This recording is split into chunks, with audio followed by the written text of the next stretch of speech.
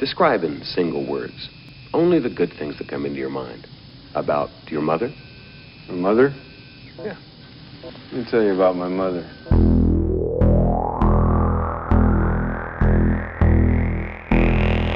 What is real? How do you define real? If you're talking about what you can feel, what you can smell, what you can taste and see, then real is simply electrical signals interpreted by your brain. Have you ever been in an institution? Cells. Cells. Do they keep you in a cell? Cells. Cells. When you're not performing your duties, do they keep you in a little box? Cells. This causes it. This causes it. This causes it. Information overload. All the electronics around you poisoning the airwaves. You are listening to the High Tech Low Life podcast, a cyberpunk media retrospective. High Tech Low Life contains language and themes not suitable for all audiences, as well as spoilers for the content being covered. Listener discretion is advised.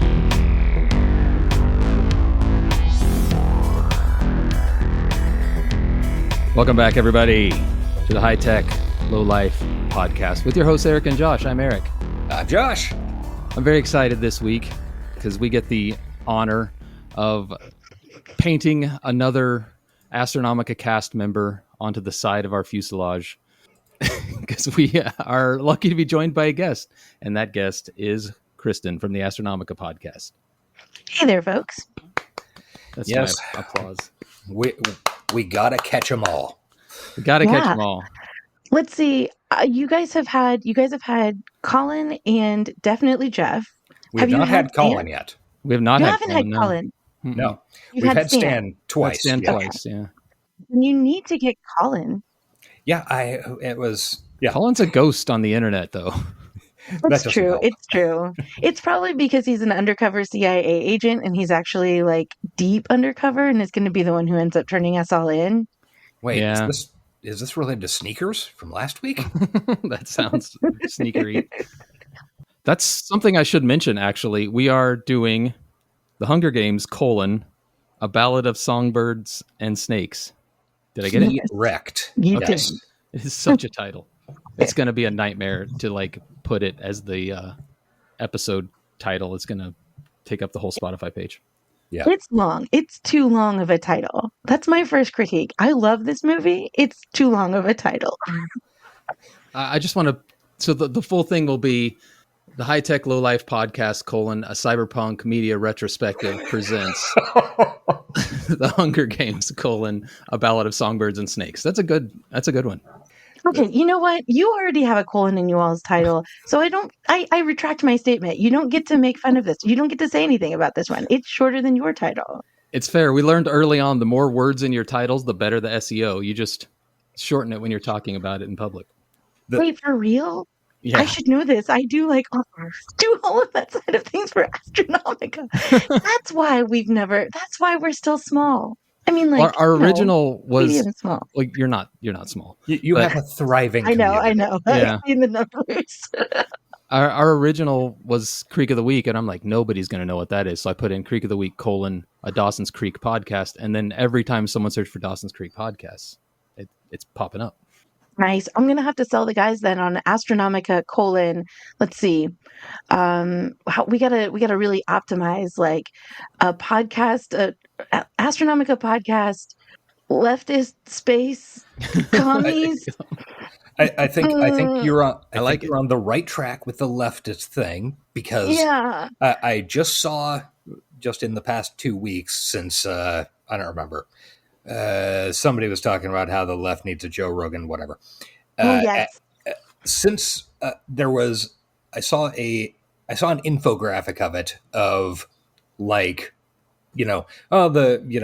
big dots for like lots of listener right wing podcasts, smaller dots, and I think when I was looking at this, I think the problem is that the leftist podcasts are not usually they don't get grouped into the a leftist sphere, I guess. Because I mean, historically, it's bad to identify yourself as a leftist. Yeah. So I think maybe contemporaneously. Yeah. Well, we'll see. Yeah, so I'm thinking, if you add left to something, then maybe people who are searching for podcasts will come for that reason. As opposed to did add that to randomly some of our capturing. tags. Yeah. Yeah. Well, and we don't get it so much anymore, but early on, we got the negative feedback we've received has been like, why do you make fun of libertarians so much? That's a whole group of people and you're so angry at them. And we're like, I don't know what to tell you, man. They want private cops, but like no roads. I don't know. Why would we make fun of that? Like, what do you want from us? And more recently, we had someone who was very angry that we were not a podcast about numbers or math. No. Math. We were not a podcast about math. So that's got to be part of the tagline as well. I love that though. Well, I love negative reviews. They're the sign that you're really actually finally reaching a wide audience, because your first listeners are always going to say nice things. Also, they're so fun to see what people have a problem with. Yeah, it is. And it's, I mean, it sucks, but it's also good feedback sometimes. We ignore it. Well, I mean, the important feedback is that if we're going to say that we're going to cover something like, say, a movie from 1995, we also, in the same episode, have to cover 100 episodes of anime TV, a manga. Like, this all has to be one episode. One specific review that tweaked Josh's nipples, I guess. Wait, was it because you did review too many things, or you didn't review the entire? We didn't have an exhaustive. Yeah, we didn't have an exhaustive knowledge of the entire expanded universe of a thing we were covering. And which very specifically, the title was title of movie 1995. So I feel it was pretty evident what we were looking at. It was right there. And we said in the beginning, I don't have a lot of extra context for this. Feels like a good tie-in for this movie, because I don't know about Josh. I know, Eric, you had told me you had not watched the original movies. I think the first Hunger Game movies. I watched the first one, I think, but I did not retain much of it because I was lost during some of this. Or read the books. I definitely didn't read the books. No, I can't read. That's canon on this podcast. Okay, fair. I read the books, and I'm pretty sure I saw the movies. I'm iffy on if I saw the whatever the last one was, the part 2. Oh, yeah. Since it was divided in 2.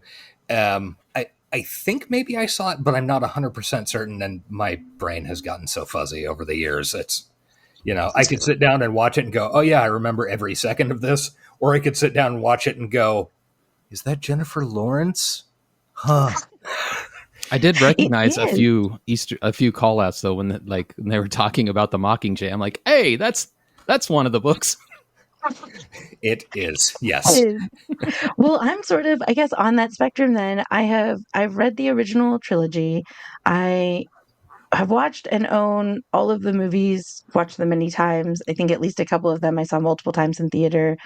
I do actually consume a medium amount of online YouTube discourse about the series. I have not. I thought you were going to say fanfic, and I thought this episode was going to turn in a very interesting direction, like a totally new one for us. I've never really got into fanfic, and I don't know if I would like. I think some fanfic would be really fun. I don't know how I would feel about Hunger Games fanfic. PETA and Hey Mitch discovering their true feelings for one another. Yeah, it's weird because you can do it if you keep to the anti-authoritarian themes. Maybe I can dig it, but I just don't. I don't know. If you're a fanfic person out there, tell me I'm wrong. Tell me that wouldn't get lost in translation. But the things that I have not consumed are the 2 prequel books. I did not read the book for this movie, and I have not read the most recent book, Sunrise on the Reaping. And part of that is because I hate prequels, even though I love this movie. High five across space and time. Yeah, we're gonna talk about that some more. And I did start reading the book that this one is based on, but it was not clicking for me. And I don't remember what it was, but some other book, like new release that I really wanted to read came out, and this thing like got lost. I was like, oh great, new Nick Harkaway. I'm going to start that, and then this thing got totally forgotten. Yeah, I don't care for prequels just categorically. There are a few that break through for me. The movie with this was one that broke through. I originally had no interest in seeing it, but the algorithm kept feeding me content, particularly about the music, that got me interested. And I was like, I just like going to the theater. Sure, why not? And then I loved it and watched it again. But I also don't like reading stories. Like reading puts stories in your head. It's going to sound a little maybe wooey, but like I think of media content, and particularly narrative content, as being in like sort of spheres of remove from who I am as a person and how I feel. I'm a very emotional reader and watcher of movies and listener of music and all that. So movies are at a farther remove than books, which are inherently something that are like literally in your skull in the voice that you're reading it, right? Yeah. I didn't want to read Snow's story in my head. Okay, I can see terrible. I can see where you can get there, get to that. Yeah. You know, like it's an icky idea. I don't know. I've gone back and forth. I'm thinking about reading it, but it just feels icky. I understand completely what you're saying, actually.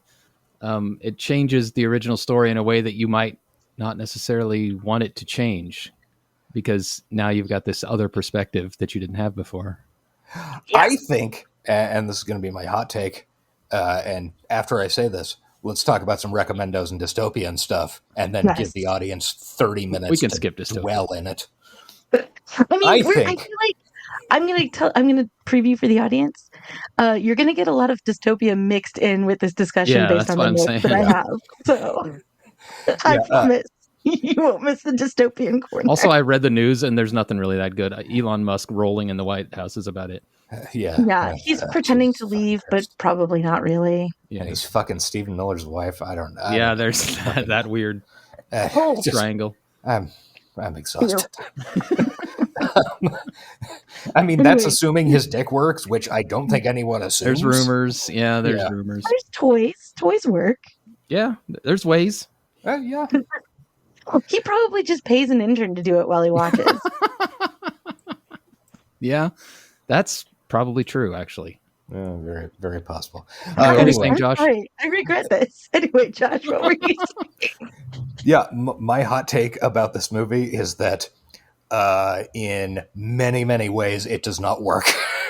And I kind of resent it for existing.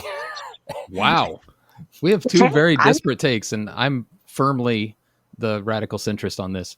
I'm excited because like I feel like the things that I like really care about, that I'm like emotionally attached to, are not things that we're going to disagree on, even though I love this movie.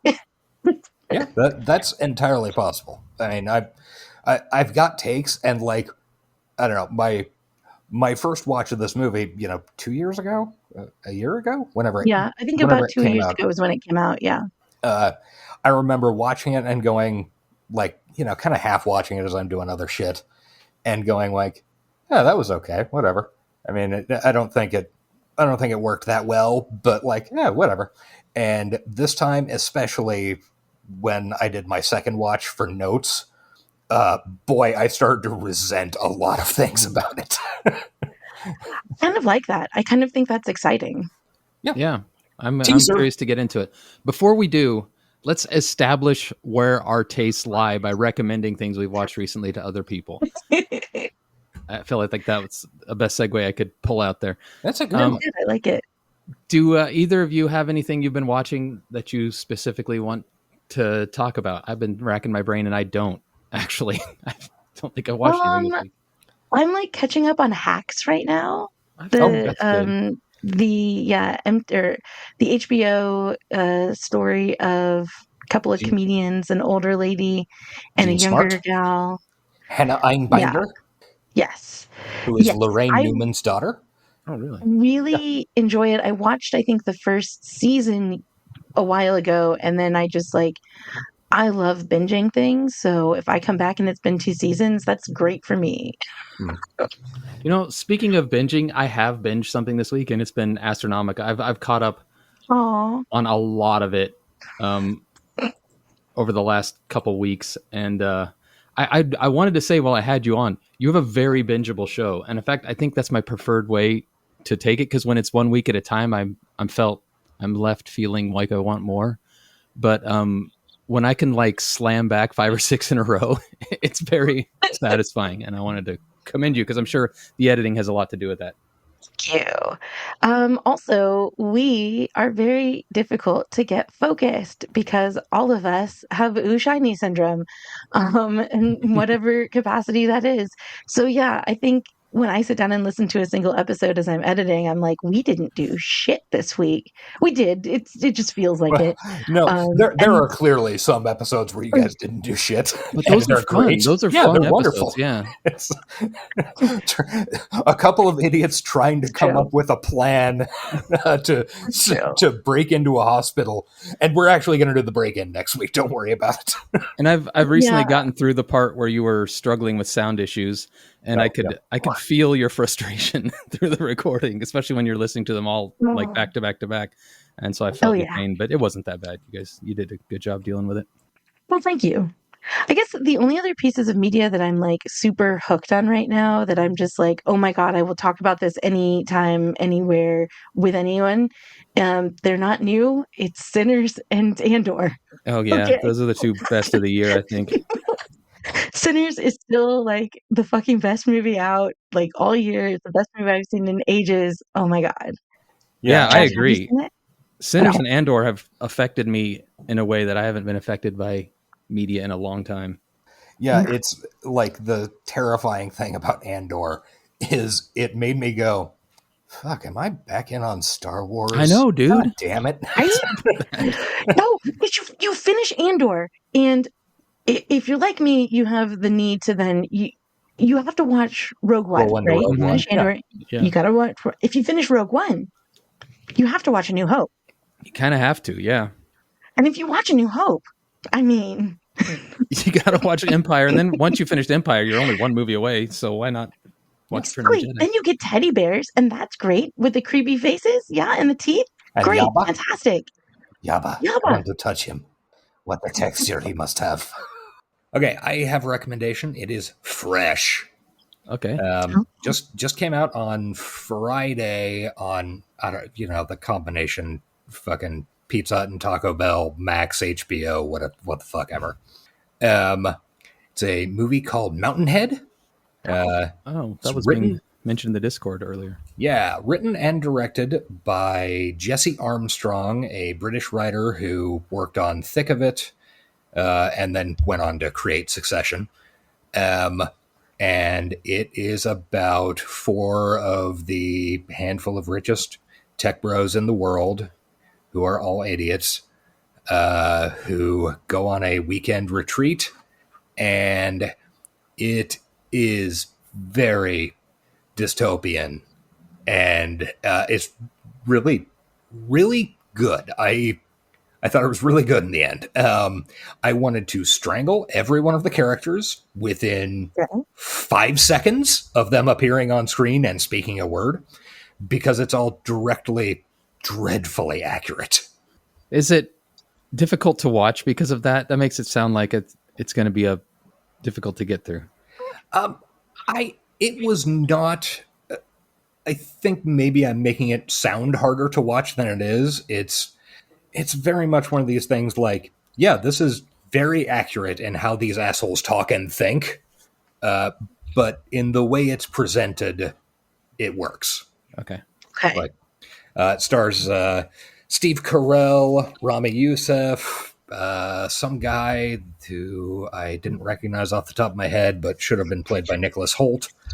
And I think which one you're talking about, because I haven't watched it, but I did watch the trailer. Yeah, and this week's special guest, Jason Schwartzman. Yes, Jason Schwartzman. Yeah, awesome. Yeah, this movie is worth watching, and I kind of think like it's one of those things where it's really a big stretch to call it cyberpunk, and I say that ironically because this week we're covering Hunger Games, Ballad of Songbirds and This week Snakes. is a stretch. We've always leaned into the dystopia, though. Yeah. I have a pitch for how it works, but it is a stretch. Yeah. Philosophically, this is like half the characters are just asshole fucking Musk teal morons who are just real excited about, transhumanism. We're, digital fucking jerk off bullshit. I do notice something interesting in the trailer that I don't know if this is in the movie, but they appear to be there without servants catering to their needs. Yeah. I'm a little shocked by that. Yeah. That's mentioned. It's intentional because, see, this is like a weekend where they can just like blow off steam and they just like hang out and they don't have to worry about like lesser people misinterpreting stuff they're saying. Yeah. Wow, it sounds like I would hate it, but I mean, and the inciting premise for the, I guess the exciting aspect of the movie is that one of the characters effectively owns Twitter and has just rolled out a bunch of AI like image generation tools and stuff like that are like non-falsifiable video and shit like that. And it is stoking insane like riots and fucking civil wars and shit across the world. And they're just in this very fancy place, like, talking about how, well, you see, this could be this. Okay, it's all bad. I mean, the people dying is bad, but like, what if we use this as, kind of a precursor? Like, we could, take over a medium-sized country. We could go in and offer our help, and then we could have our libertarian paradise. And just like everything rolling from that, I feel like it's some of the most accurate shit I've ever seen, and I hate it. But it was also very funny. And I feel like Stan felt the same way. I know. I saw Stan finished it and immediately was like, "You guys need to cover this." Yeah. The only libertarian paradise I will support is if it's at sea, because it has to be. It has to run the risk of sinking into the ocean at some point. Oh, for sure. Or being made to sink into the ocean. Okay, Mountainhead.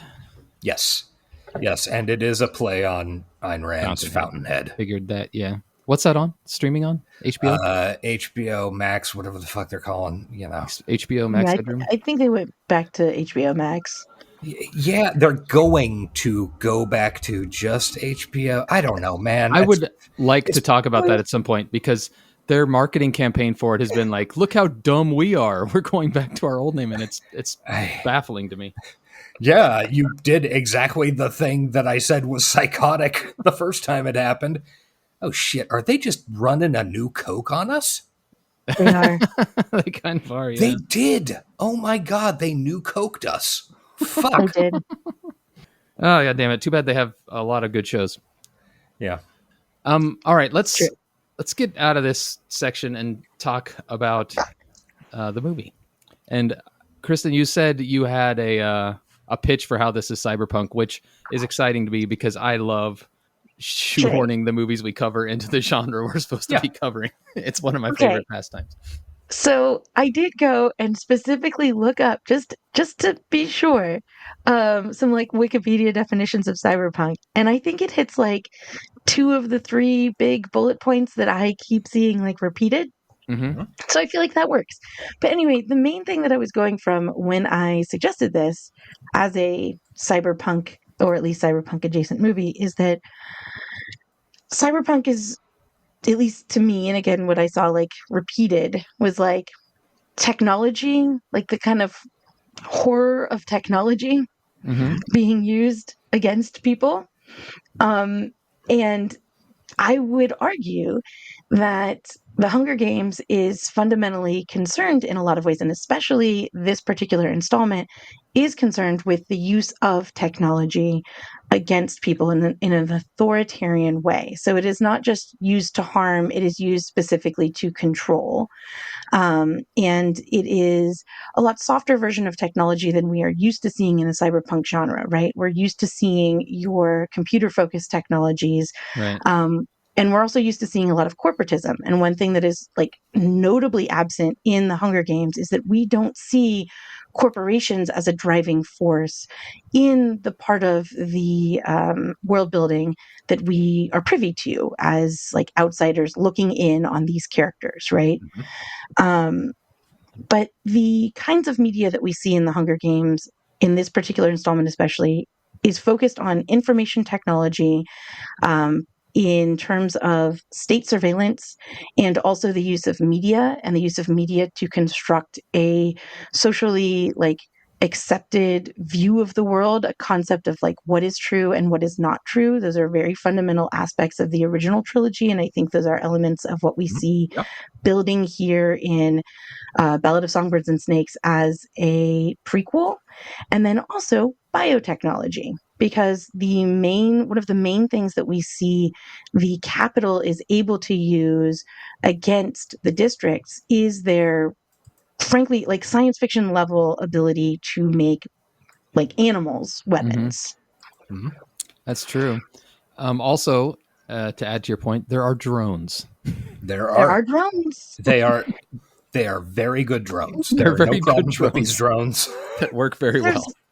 There's also very clear divides in terms of what we would think of as maybe class divides. But again, because corporatism isn't really like, corporations are not really a thing here. We don't really have the corpos as an issue. It's really much more how aligned with the state are you?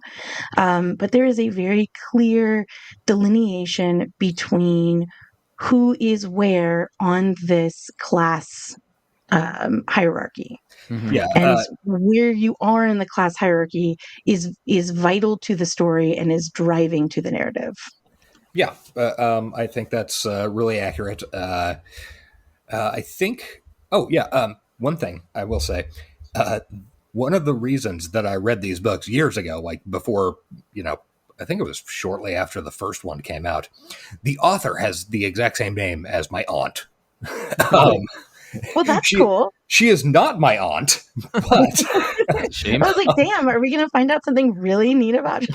but I was in a bookstore and like, it was I think it was the first book and it was like on the new release shelf. And I was like, just walking along like, what the fuck? Did Suzanne write a book? That is kind of trippy. It was very weird. And I was like, oh, I don't know. This seems interesting. I'll give it a shot. And YA? Okay, sure. Yeah. Hell, what was I talking about? Oh, yeah. I'm glad you brought it up early, the lack of corporatism.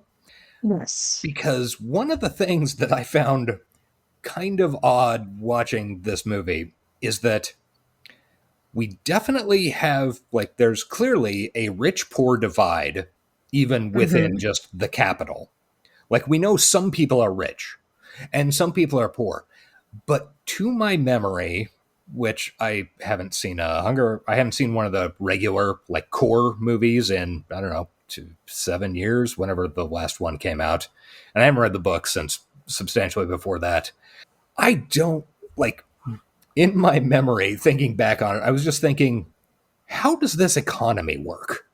That's a good question. I cannot figure, like, I could not remember any details of anything. I mean, it's clearly the classic, like, science fiction. Okay, now we're going to the farm planet. Now we're going to the coal planet. It's clearly that scenario. I don't have any familiarity with the overarching story, so everything I've got to get out of this movie, I kind of had to guess. Yeah, and I was kind of assuming like a feudalistic, society where the wealth just comes from birthright mainly. That is kind of the vibe, I think. So one thing that's important to remember is in the setting, this is not a fully made up world. This is supposed to be essentially a well past post-apocalypse North America. Okay, that's another question I had. Is it a North America? Because the map they show at one point was sort of.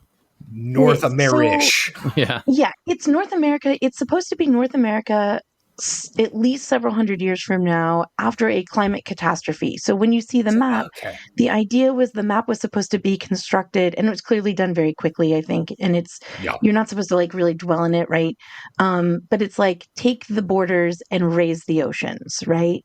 And I don't remember what the exact amount is, but there's some like Suzanne Collins has stated that like her vision of the world is that if you go in X amount on the borders, that's basically what the new landmass is. So this is supposed to be this space after a climate catastrophe that basically led to the breakdown of everything that we see now. And it is far enough in the future that there has not only been a full reconstruction for most of North America, but that full reconstruction also went through its own civil war, essentially, right? If you think of the Hunger Games are a response to a failed rebellion by the districts, which you could compare it to the American Civil War. Obviously, I'm in favor of the Union in that particular case, but in terms of Wait, we don't talk politics on this one. oh no, I'm so sorry. But this We don't is pick like sides. I want to be clear that this is not Suzanne Collins saying, actually, the Union were the bad guys and the Confederates were the good guys. Like, those are not those vibes at all. No, it's just that this is another example of there was a country that existed prior to a civil conflict, a civil war, a rebellion, or a failed revolution. And then this is the aftermath of that failed revolution. And so this movie takes place about 10, 20 years after that revolution? 10 years after that revolution. I think, it's about 10 years after that revolution. Okay. I made notes of this. So let's see. The very beginning sequence is 3 years before the end of the war. Yes. Or 3 years before the Hunger Games. Then the main section of the movie is like in the 10th Hunger Games. And then if I remember right, is the Katniss ones, those are like the 74th or 75th or something like that? Katniss, you mean like those potatoes they were eating? Yeah, definitely not something you need to God. emphasize the name of over and over again. I hate all of that stuff. I just got to say, that is one of my biggest like pet peeves about prequels is the like, see? Fan service, yeah. Yeah. I hate it. But I forgive this for a lot of those things, but every time I see them come up, I'm just like, ugh, we know you're in the Hunger Games. Katniss is going to be a thing. We get it. Yeah. So I didn't know she was named after a potato, but that's cool. Well, that's the naming conventions are actually kind of a big thing because so another thing to point out with this, I think that it's a function of the kind of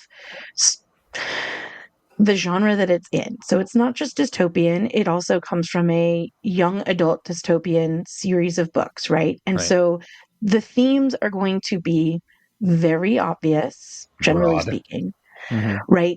They're going to be, we're not doing an oil painting, right? We're doing a comic book strip. Those are both, or a graphic novel strip. Like those are both beautiful kinds of art, but one of those emphasizes like very deep granular detail, and the other one has a much broader style, right? Bang, zoom, pow. And that is, yeah, it's a little zoomed out. So one thing that I would hesitate to say is I think that you can critique the Hunger Games books and movies as being like, oh, it's so obvious. They're so surface with their things. It's not super deep and nuanced, which, I mean, there's a lot of depth there. But I do think that that is maybe a misguided critique because it is coming out of young adult and it is the intended audience is not someone who's lived for 30 or 40 or 50 years. It's someone who has lived for 15 years. And, you know, that doesn't make it a lesser form of media. It just means like, the brains intended to be the primary audience for this are different.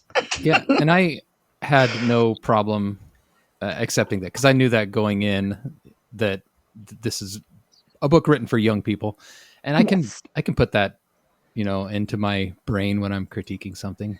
Yeah, that's something that I repeatedly, both through reading the books and watching the movies and then watching this movie, something I kind of continually or regularly need to remind myself that, like, no, it's not fair of me.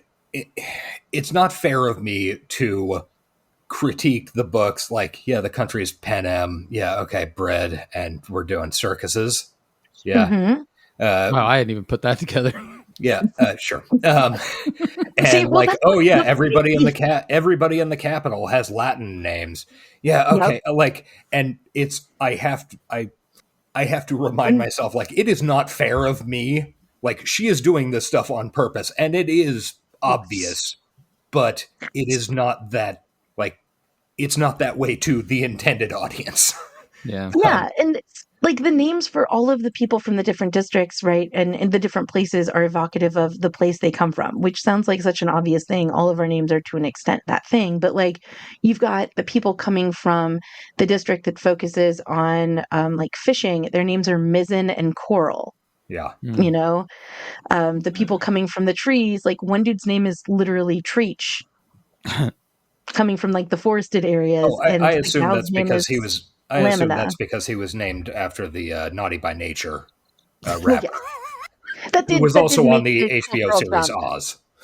Yeah, that did make the cultural jump. Like, sometimes you'll lose things when you go through cultural upheaval, but like that got kept.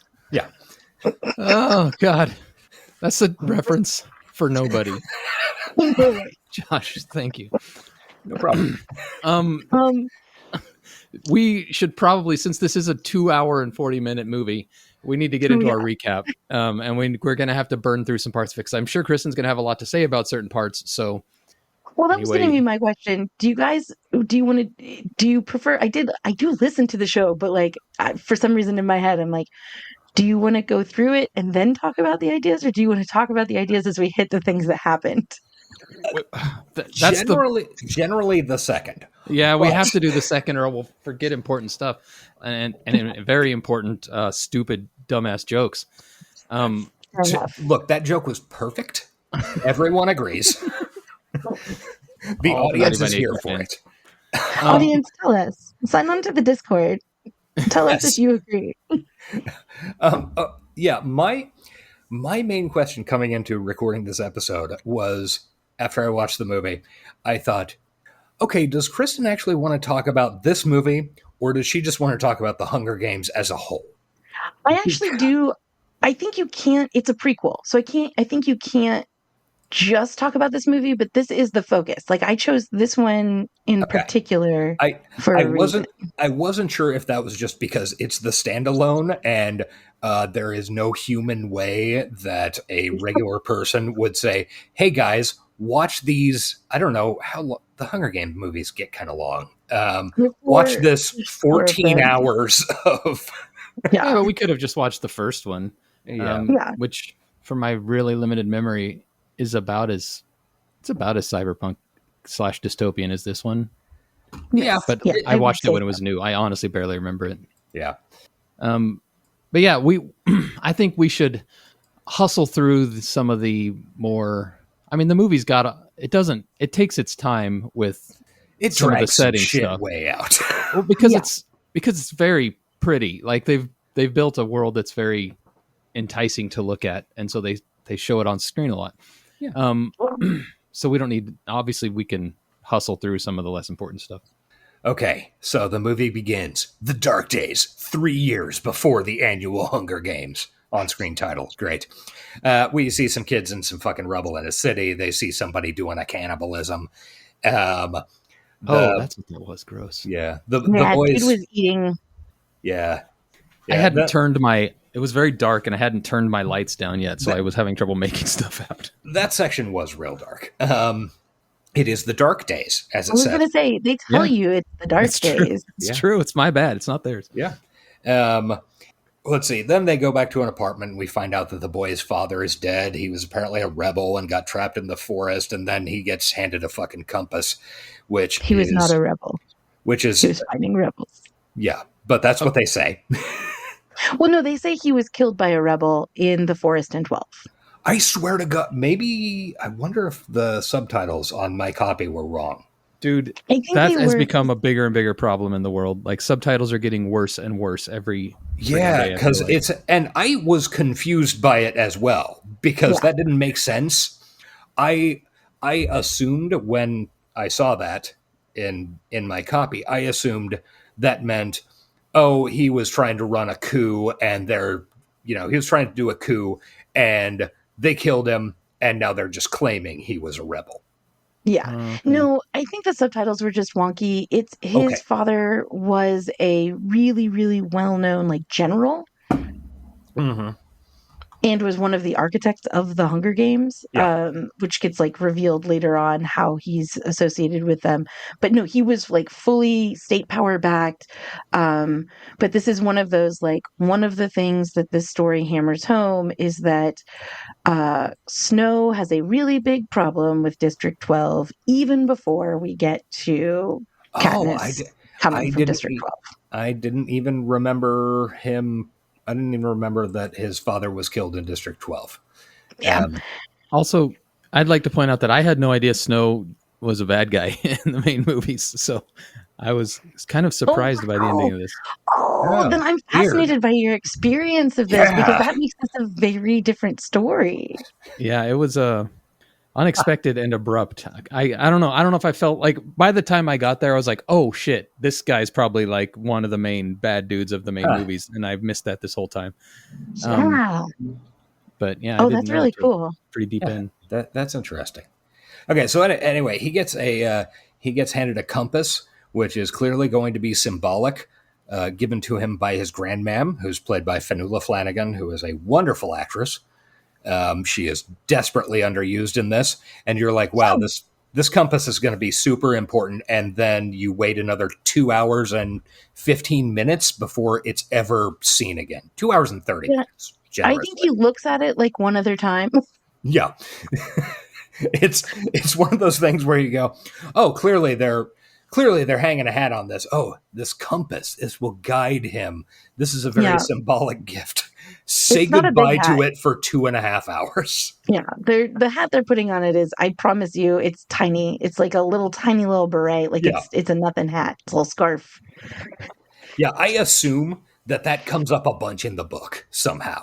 I don't know how. I guess probably. Yeah. So anyway, then we move on to part 1 of the movie, The Mentor. Okay, it's been like, I don't know, fucking 13 years. We're in an apartment, and there's this 30-year-old handsome British guy. Yeah. The fan service on young Snow is weird. I just found it desperately strange that they hired a guy for this. Okay, he's not yet in university, like is the point of this section. Yeah. They hired a guy who really looks like a very handsome 30-year-old. I think like late 20s, but yeah. I think the actual actor was like 28 or 29, but and you can like, okay, Jennifer Lawrence was substantially older than Katniss was supposed to be, but also there's a little she was more still pretty young though. Yeah, she was still pretty young, and there's a little more slack, both in like when the movies began, at least, she still had kind of a baby face and stuff like that. So it was kind of viable. And this movie, I'm going, this is an 18-year-old, 30-year-old. It's very weird. No. It's wild to see them do some of their interpersonal choices and like dynamics because you're like, you are too grown for this shit. Also, Josh, we did a podcast about Dawson's Creek, so we really can't complain about that. No, that exactly gives us the right to complain about it. Yes. I mean, he was born in 95, so he turned 30 this year, so he was probably 26 or 7 when he was making the movie. Okay. I actually did not even think about his age once. He looked a little older with the long hair, but once they shaved his head, I thought he looked like a kid. He looked really young to me. But oh no, when they shaved his head, he looked like Eminem. Yeah, well, he looked like Eminem in 8 Mile. He looked like Nazi Eminem. Eminem kind of looked like a Nazi back then too. Yeah, sure. I do think because so much of what is in the Hunger Games in general is about like image, and I think it's very important in this one as well. It's important to note this dude is very pale skinned and super blonde. except for the actor is not that pale skinned. No, but like the way that they've done him, Yeah, he is I did very not buy the clearly. bleach job. yeah, Yeah, it's a bad bleach job. He has a complexion that does not go with that hair at all. That's fair. That's fair. They're Which, clearly trying to sell like this yeah, is, Nazi youth vibes. This is also there's a big fan theory that the Capitol is located in Utah. oh, I That the think it's in Capitol Denver. is no, Denver has really been there is a fan theory that it's in Denver, but Denver doesn't make sense based off of the description. I was just watching a YouTube video about this because I'm such a nerd. The geography that she mentions in the book doesn't actually match Denver very well, but it does Oh, okay. match Salt Lake City very well. Oh, okay. I believe it. I had always had the impression that it was Denver, but Well, also apparently there is one of the Mormon prophets, like one of the leaders of their church way back. The surname is Snow. I believe it. So there's a lot of and suggestion of that kind of like Mormon theocracy kind of vibes, that like maybe the reason there's not religion in these stories is because the religion and the state are like one and the same. Well, and also with the way that YA literature has been for the past 20 years, if somebody says, "Oh, that's Mormon," I go, "Yeah, sure, I believe it." Because there are so many very Mormon YA books. Oh, for sure. This is definitely, I would class this in, because this was something I was looking at recently, and it's really kind of fascinating. It's not because there's so much Mormonism in YA literature. This one, if it's there, if that is the intention, is very much less a Mormon person writing literature and their own culture like seeping in without them thinking about it, and more like someone making some critiques about potential theocracies or potential like authoritarian, very this movie doesn't really, or these stories don't really deal with race because race has been replaced with the districts. But it is interesting that Snow is like exactly what we would think of. He is visually exactly what we think of when we think of like Hitler Youth. Yeah.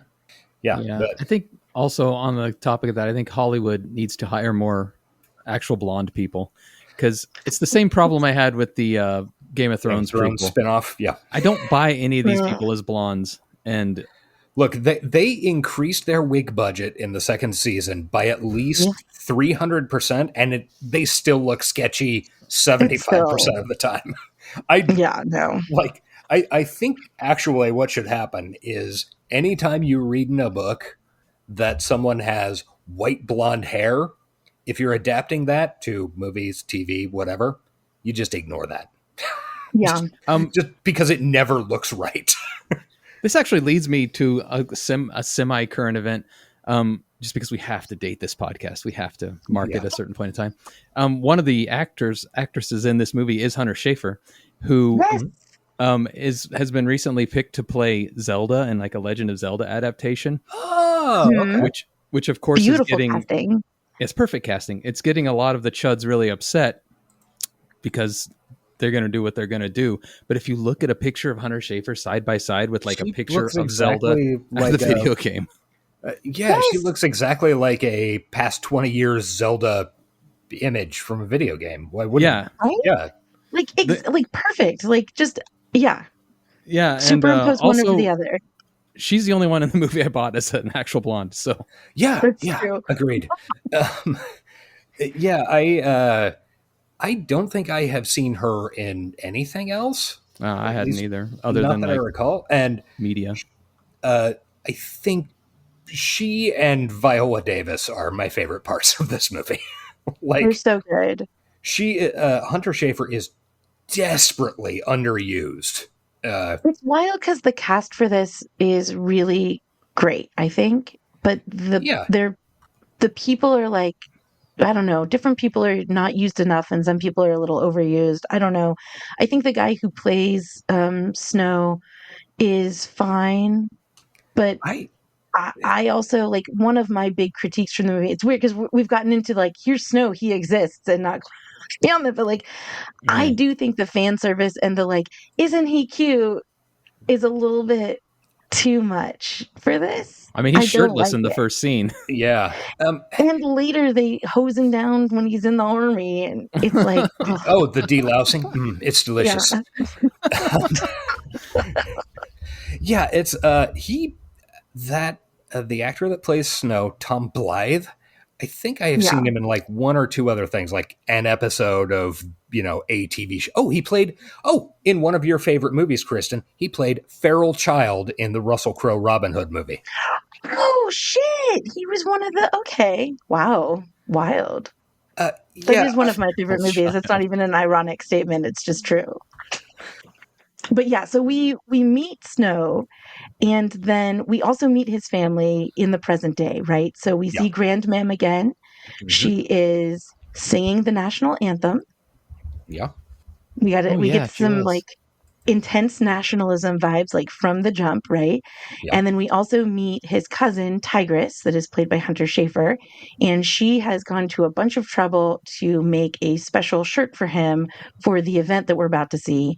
And he gives her lots of praise for her inventiveness for this shirt, which is then contrasted with when he's amongst his peers later.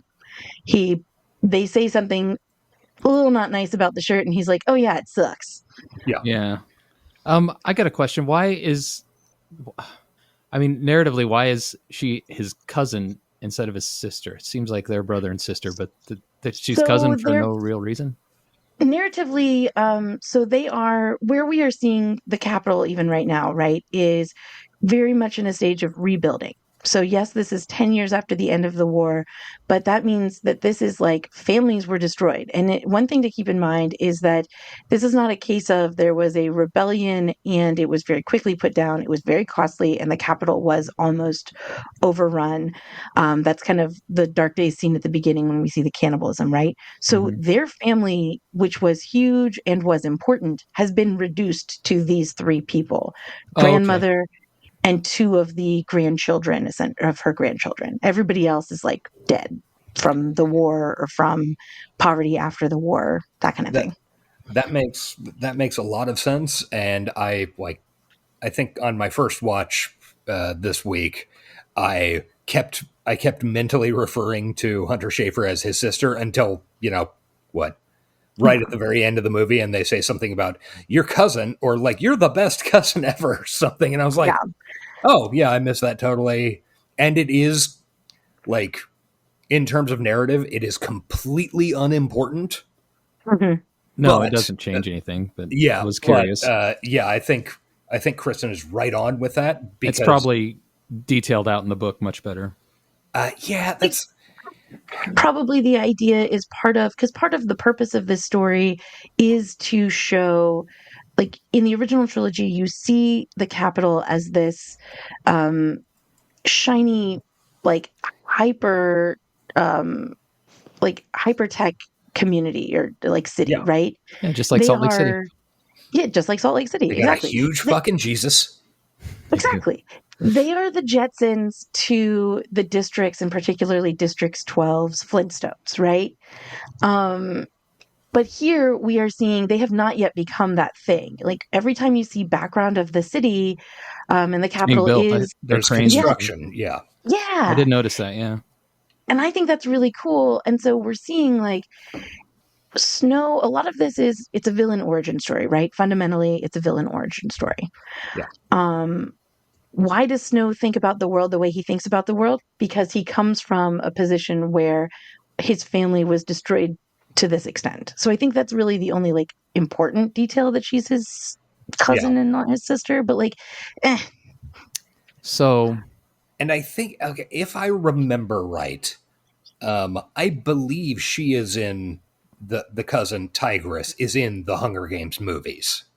She is. She is in the original trilogy. Yeah. She has a whole story and thing that happened to her, which is a very much part of the like authoritarianism or fascism, like eats itself.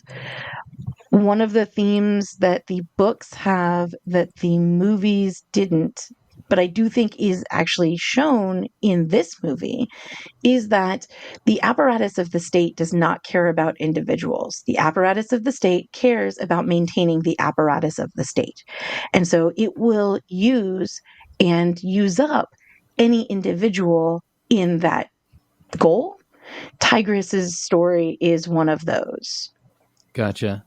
Also, what you just said earlier makes the role of Sejanus more interesting, because he also comes from rich but yearns to be better. I guess we can get to that when we get to that. That's jumping way ahead. Yeah, he comes from jumped up merchant fucks. He's not one of the real upper classes. Well, isn't his dad like the richest dude in town? Yeah, but that doesn't matter. He's not old money. He's new money. But Fuck him. He's district. Okay. So we see, right? So we see. Not that we understand how money works at all. Yeah, but we've met the family, and then the first thing we see is Snow going to this big event where he's expecting to get a monetary prize that's going to help him go to college, right? And also, it is the reaping ceremony for that year's Hunger Games. And he finds out that he's not going to get this prize, that instead, he's going to be matched up with a bunch of his classmates. They're getting matched up as mentors for the kids who are picked for this year's Hunger Games, and that they're changing the Hunger Games. So this scene is a massive dump of information. Yeah. And it introduces us to Sejanus, who's going to be a really important character, Which, and by like the some way, of his classmates. This is so juvenile, but I kept think they were referring to him as Sir Janus, so I had assumed Sir was an honorific, and his actual first name was Hugh, and I couldn't stop calling him Hugh Janus, and I feel bad about that. I bet you do. More importantly in this scene, we get a lot of information about what's going to happen and like how the movie is going to be structured, sort of. More importantly, we have Viola Davis in an insane contact and like wig and an ombre white and red lab coat, just screaming and with her yelling. Heterochromia. It's awesome. She is. And the way they've done her makeup, it's amazing. It's just like really beautiful. It's such a really good. She's insane. Yeah, it's wonderful. It is the most entertaining part of this movie by a huge margin. Like anytime Olivia Davis is on screen, I'm like, why can't we just watch a whole movie of her just yelling at lab assistants and like poking snakes with sticks or something? Yeah. Dr. Gall is the sort of like malevolent force in this story, right? Yeah, for sure. Well, honestly, she paired with Peter Dinklage are the malevolent forces, even though I think theoretically by the end of the movie, you are supposed to think that in reality, Peter Dinklage is a good guy. I was going to say, is Peter Dinklage a malevolent force? I fucking hate this character's name. Is Dean Highbottom a malevolent force? He absolutely is, in the terms of the narrative as it is presented to us. I mean, he spends the entire movie just being a motherfucker to our protagonist for seemingly no reason. Well, Eric, what did you take away from it? I was not surprised with the end reveal of him. Sure. I took him as a bad guy, but not in the same way that Viola Davis was a bad guy. Like I don't know. I wouldn't put him as a purely malevolent force. Because like he does state at every turn, like, I'm basically going to destroy your life, Snow. He seemed like a broken man. Definitely. I mean, the first thing we see from him is self-medication. Yeah. There's a lot of that. And, definitely an antagonist, but he didn't seem like the same way that Viola Davis was like, she was like in for this Hunger Games experiment, ride or die. I think you guys are falling prey to one of the really smart moves this movie made, which was casting Peter Dinklage. Well, that's because fair. Peter Dinklage is inherently he gives vibes of charming and friendly. He does, but he was not doing that in this movie. He was an asshole. Yeah, he absolutely was. He is an But asshole. the fact that this is Peter Dinklage is bleeding through into the performance. If somebody watched this movie who had never seen Peter Dinklage in something before, I don't think it would necessarily work the same way. And good on the movie for doing that. That was a smart move. Yeah. Because remember, the whole point of a movie is to prey on the audience's expectations and understandings of reality. That is interesting because I obviously I can't go back and watch it again for the first time, and also I don't care about spoilers. I often look for spoilers before going to see something outside of very specific categories of storytelling. Because like I said, I am an emotional consumer of narrative, and so I want to make sure that I'm going in to have the experience that I am ready to have that day. Um, so it's very possible Does that the before I dog went to see this die.com. movie, yeah, that kind of thing. I saw the Babadook in theaters when it came Gay out, icon. and Happy Pride Month. I know, right? Yes, Happy Pride Month. We didn't. Oh yeah, say I was going to that. open with that, and then we got busy. It's Yeah. June. But yeah, Babadook, Pride, icon. But I went into it very, very good movie. Excellent, excellent horror movie. I was having a panic attack the entire movie. I was in a packed theater, in the middle of the seats with all the people on either side of me, just fully having a attack of this person is in my head and they know what my experience of depression is and they've made a movie out of it and I can't leave and I just have to sit here. And after that, I was like, you know what? Spoilers for days. Yeah, fair. Yeah. But you can leave, by the way. I had to leave during a horror movie once, but that was because it was a first-person shaky cam movie, and I was going to vomit if I didn't leave. So I sat out in the hallway while my friends finished it. That's fair. I also was just I have to lock in and just accept this experience. Come on, you have to understand, suffering makes us better, and we should all suffer all the time because tough. Is that what this movie's about? Make good times, hard men. I don't know. Something. Well, hard men do make fun times sometimes. Well, folks, I got to say, this isn't a Babadook or Robin Hood podcast, although I kind of want to do a Babadook Robin Hood podcast now. Right? That would be fascinating. Baba Hood? Baba Hood. Robin Duke? Robin Duke. I like Robin Duke. I like it. I'm going to have to think about this for Dread. Oh, yeah. Something. Absolutely. That's an opaque comment that listeners won't understand. But someone. The real ones will. The real ones will.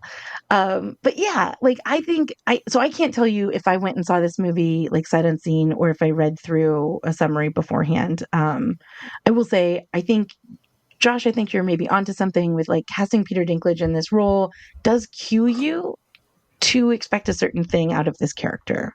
Well, and also, okay, going way back, I don't know, 30 minutes at this point. I don't know how long we've been recording, but you're talking about how you don't like prequels. No. I think that is a big problem with this movie. I think this movie performs adequately well, but I also think that the fact that it exists as a prequel means that it has very different constraints on it and different requirements than a real...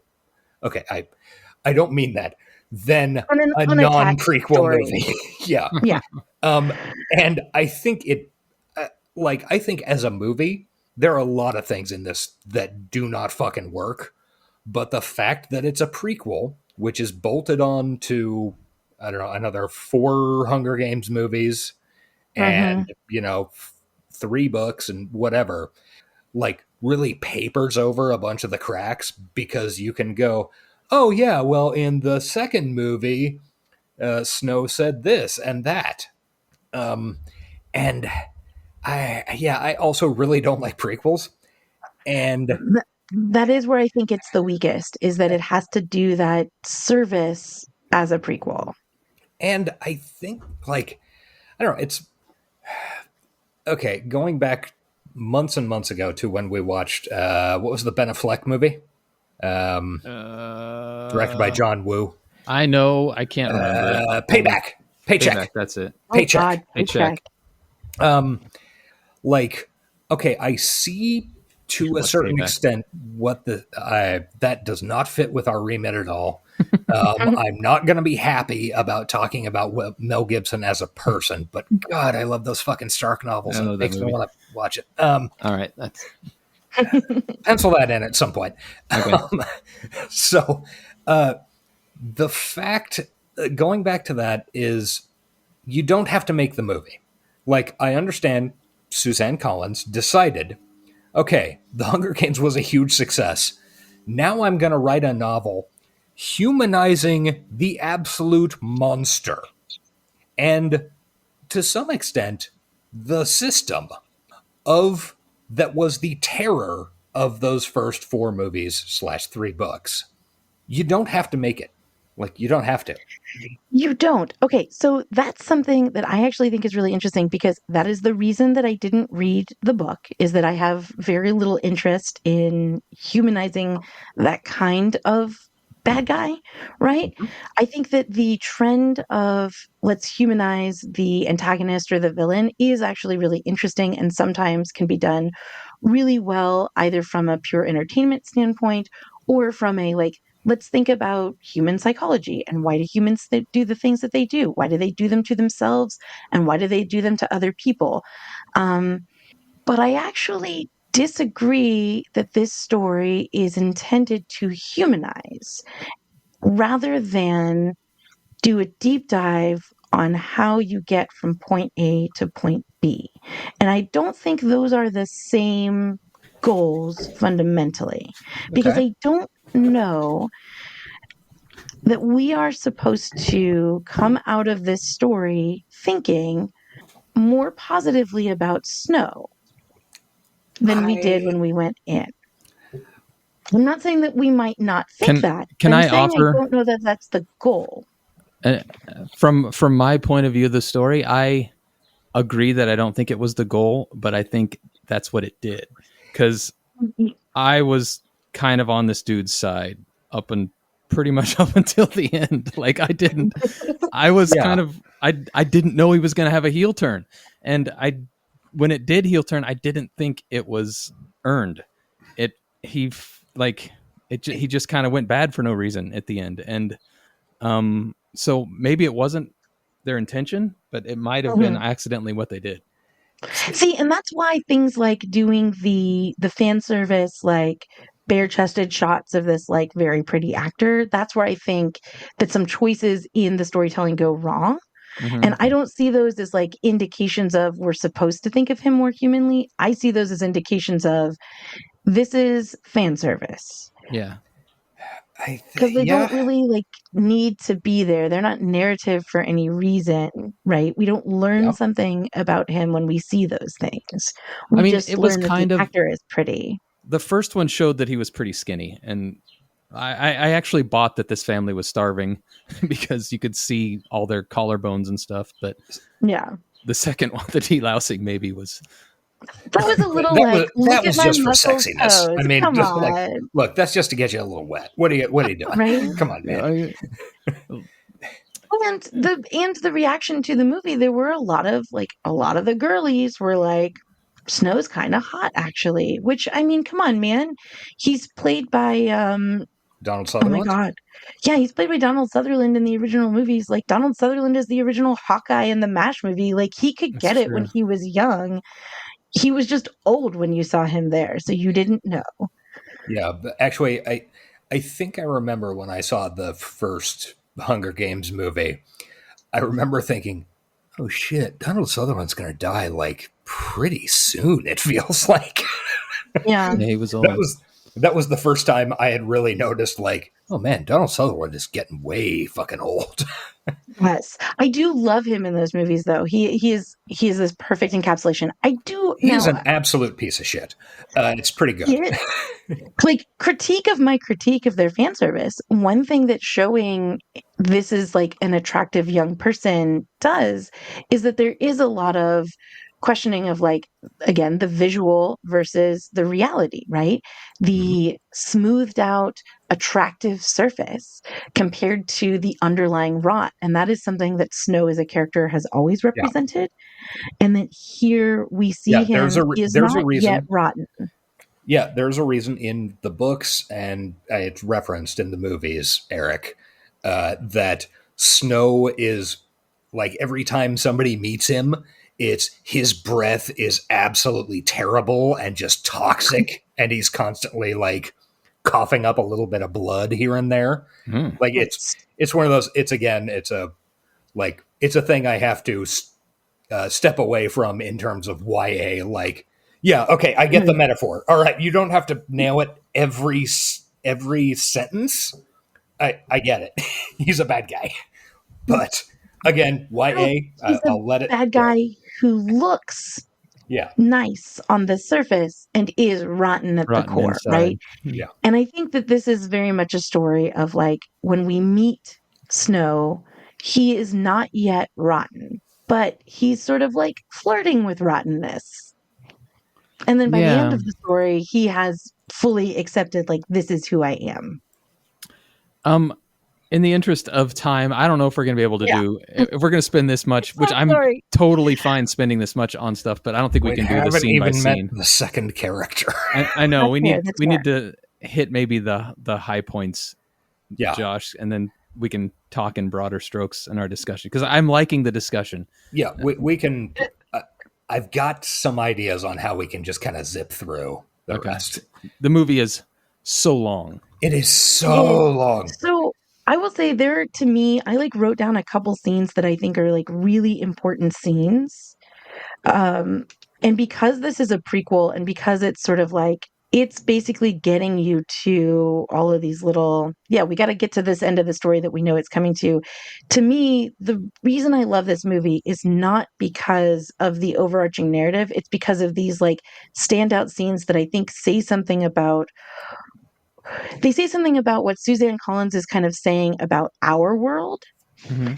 And because when this movie came out, it was very close to when October 7th happened. It is unintentionally saying something about, or saying something that we should think about with Palestine and Israel right now. Yeah, that's a good point, and I want to hear about that. I also want to meet our female lead because we haven't yet. Oh yeah, we haven't met Lucy Gray yet. Okay, so Corey, the character's name is Coriolanus Snow. I'm just going to call him Corey because that's faster to write in my fucking notes. Mm-hmm. I was just calling him Snow, but same. So he goes to school, and it's reaping day, like Kristen said, and it's a selection of all the tributes, and they're going to be mentors for him. And then we see everybody gets their fucking tributes that they're mentoring, and we're all worried about it, like, ooh, what if we get a weak one? Ooh, scary. And then, like, all the tributes are given a split second on screen, like it's their name and their face.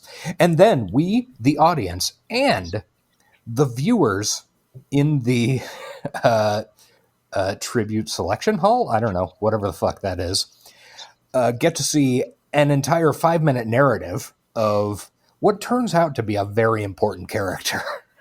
Yes. Which I don't know. It was strange.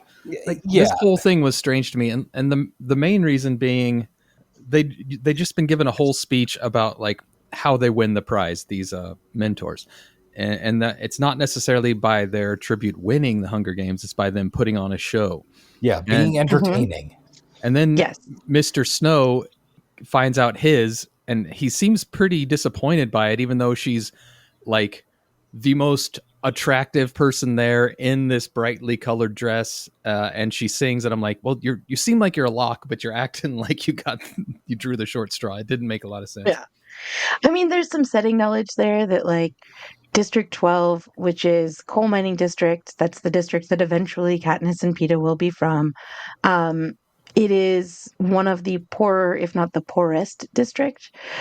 So this is relatively soon after the war. So they're extractive, right? So if you think of Panem as being the world systems model, Wonderful. Core and periphery. yes. So the capital is the core. You've got there's some districts that are wealthier districts. They produce goods or they have resources that are very highly sought after. Those would be your semi periphery. And then you've got your fully periphery, your 12s, your 11s. 12 is a fully periphery, like they are the poorest of the poor. So the idea is like these people don't have the resources to even like be able to function as humans at the optimal level. Okay. But So most that's why he was bummed. That's why he was Yeah. bummed. Yeah. That's why it's less prestigious. But I do think you're right, Josh, that like this scene is weird to me because so one thing that's positive, I think, I love a surprise musical. I love when the dwarves start singing in The Hobbit. I love all of the music in this, but also it's weird. It was very jarring. It's very strange. I'm fine with the music in The Hobbit. I totally get why they hired Rachel Zegler for this. I think I've only ever seen her in two things, like this and the West Side Story remake that Spielberg did. Mm-hmm. And like the West Side Story thing was totally fine. It's whatever. I'm not like it's West Side Story. It's exactly West Side Story. And the thing is, she is a really beautiful girl. She is obviously very talented, and she can sing like a motherfucker. Yeah. And I bumped up against it in this movie so fucking hard. It's weird though, right? Just every towards the end of the movie, like in the last, I don't know, third, I just kept writing fucking hick music. You know what? What's that funny seems like a is that taste thing because I like the music. That's a taste. I love the music in this. It is what sold me on going to see this because I love that style of music. See, and but I think it's important that her music is that style of music because it sets her in opposition to the culture of the capital. See, and I think that's fine. I, as a person existing in the world of 2025, have been pretty much well over the folk and Americana revival of the past, or revivals of the past 20 years, 20 years. Like, okay, yeah, 20. Folk and Americana is fine. I, as a person, do not feel that at this point it implies or gets across any sort of real authenticity, which I think is a big part of what those genres and that this movie is selling. It's an interesting take, and that's one I'm going to defer. You can have a talk with Star Daddy about that one, with Stan about that one, because I'm not here to defend the music. See, the thing is, it just doesn't work for me. So that yanked me out of it every time, and it's not something I'm saying is good or bad to any audience or even you guys. It's just that doesn't fucking work on me. And well, to me, I don't think the music is signaling authenticity, because that is the thing, is that Lucy Gray Baird as a person, and what this scene reveals is that she is a performer. She is also about presenting like form as a way to obscure her inner substance, right? And she recognizes that that's how she's going to survive. That is her survival strategy at basically all moments. And so she is not just an outsider to Panem as a member of District 12. She is an outsider to District 12 because she's part of a group called the Covey, which are a very loosely traveler. I refer to them in my notes as traveler coded. Yeah, they're very traveler coded. Like I a couple of points I was like, this is almost borderline offensive gypsy stereotypes. Loose though, but not quite. Like it was, you didn't like see one of the traveler caravans in the background, which is about the only thing that saved it. I think the main thing, it's hard to say because, again, this book I didn't read, so I don't know like the deep lore on the Covey. I think the main things to point out is that one, it does make her, she very much still holds herself apart from the district system in general, right? These are people who used to be able to travel and now they have been stopped from traveling. So I think that's really the key thing, is that they are indicative of how locked down Panem is. Right. So like this is a system where fundamentally like groups of people who would be in community with each other, who might get together to, I don't know, overthrow the people who are extracting all of their value, that they are fundamentally and intentionally kept from interacting with each other. And so a group of people who sing and travel around, like historically for like hundreds if not thousands of years, those groups of people have helped like very disparate communities know who each other are and know that they are more similar than they are different. So they obviously would be seen as a tool of the rebellion, even if they're not in any way like they're not like really super aligned with it. Right. But like she's an outsider, you know? Can I speak to the music real quick? Because I will admit that first scene where she starts singing was jarring, and I was like, what the fuck am I watching? Is this a musical? I have no idea.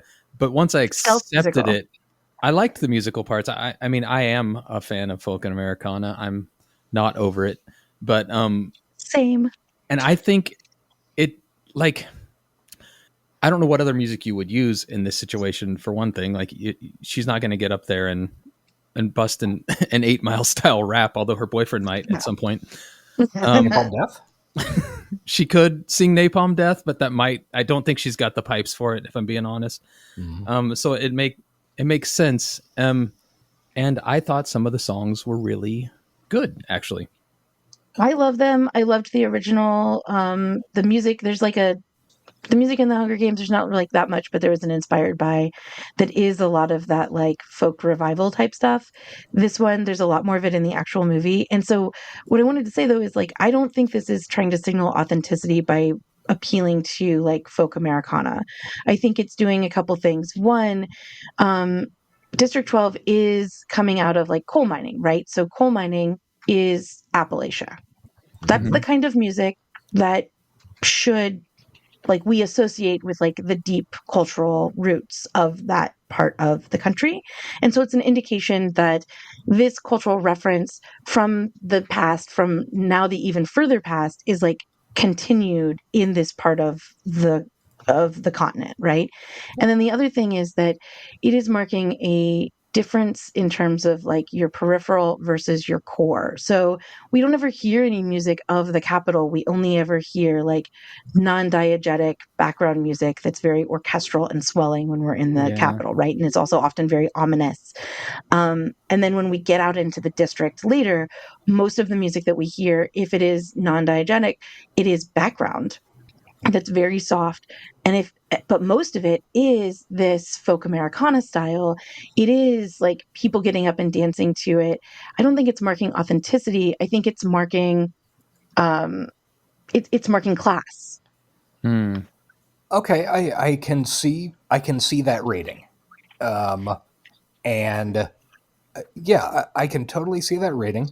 And that I feel would make more sense. And again, I'm not sure how much of this is me bumping up against movie, adaptation from book to movie issues, where we don't see any of the culture of the Capitol. The Capitol, as far as we are concerned, is contained in 5 spaces. The apartment that Snow lives in, the lab of Dr. Gall, the classroom, the arena, and the TV studio. Big TV room, yeah. And the TV studio, yeah. Like the most cyberpunk part of the movie, by the way. Yes, yeah. And we don't have any understanding or visuals of the Capitol's culture. So I don't think it has any. I think that's part of the point, right? That's possible. I actually disagree with that. I made notes about like the visual style of the Capitol. Even the little we see, I think, tells us something about the culture. Come on, Josh. It's like this brutalist meets like Art Deco, but it's like a brutalist form of Art Deco. It's all hard angles. It's like the eagles that we see everywhere, the symbols of war, right? The victory statue woman we see everywhere. It's also got some like Neo-Georgian. Yes. Yeah. Is that culture though? Or is that projection of power? Architecture is definitely an expression of architecture is definitely an expression of culture. I guess I should have specified. I specifically meant the more ephemeral culture, like say TV, music, books, people Schwartzman. Interaction. Yeah, Jason Schwartzman. Actually, Jason Schwartzman is the only expression of ephemeral and immediate culture. And those are things that we do see in the original trilogy. Do we? I honestly don't remember it well enough. When you see the Capitol there, you see, and this is something that I thought was interesting too, is like, so the way that Dr. Gall is styled, her like weird what's the way that you would describe it is like, oh my gosh, in the art world, avant-garde, right? She's very avant-garde. Sure. And that's like what everybody is in the future. Yeah, the like fashion 35 years from now. It's all like that. That is definitely fucking nailed down in the future movies. Like everybody in the Capitol is fashion. It's like the Fifth Element, left and right. I remember Parker Posey from that. That's one of the few things I do remember. Was she in that? Yes. Huh. Was she? I honestly don't remember. Wasn't she like their... No. It's not Parker Posey? It's not Parker Posey. Who is it? Oh, Elizabeth Banks? Elizabeth Banks, that's who it is. I get them confused all the time. They could play sisters. Wow, they could play sisters. I cannot... I could never confuse those two, but yeah, fair enough. I get them confused all the time. Really? No, I see it. I was trying to figure out, did Parker Posey play older Tigress? I don't remember. Yeah, I was trying to think, it's very possible that she would be, that would be her shit. Yeah, maybe that's why I confused it, because it seems like something she'd do. Anyway. I remember Josh, Elizabeth Banks and her craziness. I think your comment about, they don't have it is kind of something maybe that we're clued into as well, right? And so the reason I think that this tells us the little tiny bits that we see about what is it like to live in the Capitol day by day is everybody is super cutthroat. Everybody is out for themselves as individuals, and everybody is trying to get as close to places of power and prestige and money, which seems to come along with those things because we don't see businesses, we only see the state. That to me, that visual language is very present, and that visual language really makes sense with the behavior that seems to be cultural, not just individual behavior that we do see. Because when we see points of community building, when we see some burial practices, right? So we see burial practices or rituals around fallen comrades with district people. And when those are commented on, if they're commented on by Capitol people, they're commented on as superstitious and stupid. And that's how Lucy Gray Baird is seen in this scene when she starts singing, the way that she's dressed. The people watching her in the Capitol are she's crazy. This is dumb. And I did think it was a little silly that they reacted that way, because they had literally just been told we want a spectacle, and here's fucking spectacle. Yeah, no shit. But obviously they're stupid. So I don't know. Maybe that was a mistake in the writing, but it could also be that we're supposed to think these are idiots. and also, possible, if you're watching the movie, get used to hearing the syllables Lucy Gray. Yeah, they only say her full name. It is tiring by the end of the movie. I do not. It's a reference to a poem, and it's a part of her. I think. Yeah, I think so. It's also part of her theater kid thing. She's very theater kid. She is, and that doesn't help. I don't know. I don't love Lucy Gray, but I don't need to love Lucy Gray. I don't love any of the characters in this, except that's not true. I love Reaper, but I kind of You think there's enough to love there? There's not much. But I love it because it's a scene that I think is the most important scene in the movie is his. I don't disagree. Okay, Eric, just Reaper. Remember the main character from the middle portion of the film? The pink guy. I know who Reaper is. Okay. No, this is entirely different. Yeah. Okay. Again, I think I spent a lot of this movie bumping up against what I assume are adaptation issues. Yeah, he needed to be in more. There needed to be more of him. Yeah. He was cool. Should we press forward into the actual like Hunger Games portion of the movie? Yeah. Okay. In terms of your what plot points you need to know. Okay, so you need to know they got matched up. They're gonna do a little bit of YA. Maybe I like you. Maybe it's just because we've been thrown together by circumstances. Nonsense. Whatever. I think that's a genre thing. Yeah, I had to put my YA hat on for some of those scenes. Yeah. Like, okay, they're falling for each other quick, but that's what the audience expects. Very important in this little part is all the tributes are transported to the Capitol in cattle car, which definitely has no metaphor. Like, there's no metaphorical meaning to transporting people in cattle cars. And then they house them in a cage for everybody to look at. In a zoo.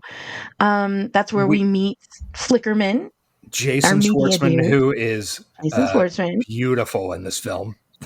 I love him. I do actually like him. He's bad. He's terrible, but I do like him. He is pretty awesome. Actually, I think I'll redo my assessment from earlier. Yeah, Schwartzman, Viola Davis. Schwartzman is really killing it.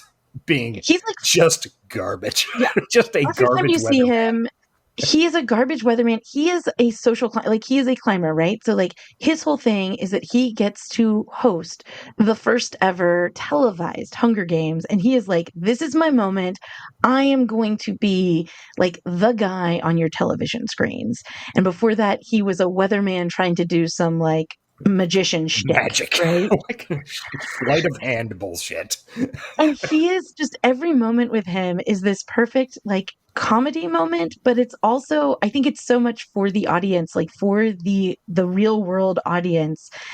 This guy is a trash human who does not think that these tributes are people, but he will he will say to the audience watching him at home, right? The audience in the story, he'll say for all the children watching this, that was brutal and violent and terrible. And then he'll go right into just okay, and here's how you can bet on these people's lives. Yeah, it's amazing. He's God, I'm actually having trouble putting thoughts together.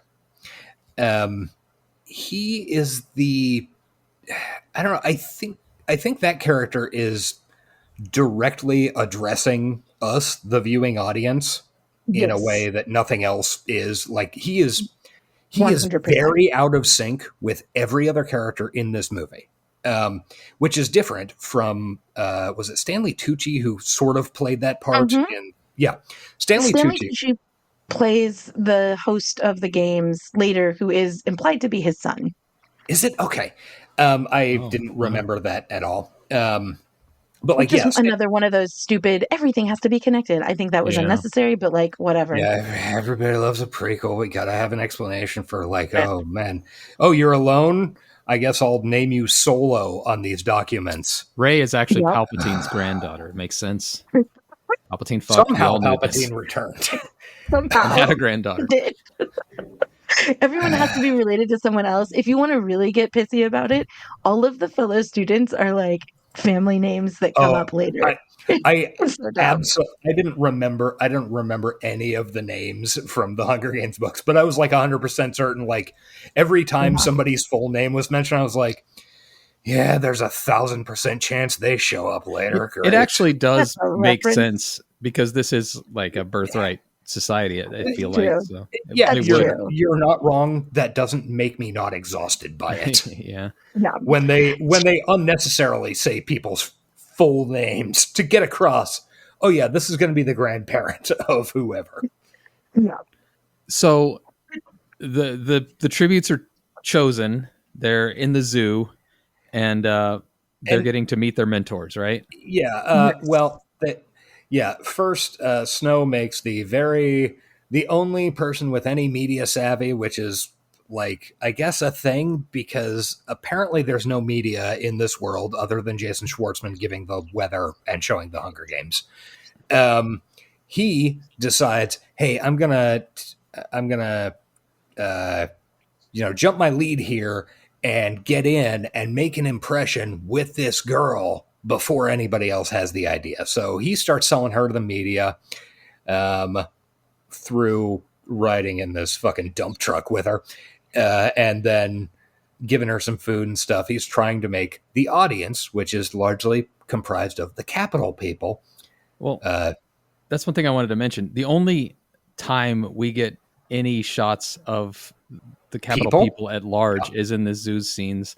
Otherwise, it's always students or people like involved in the Hunger Games.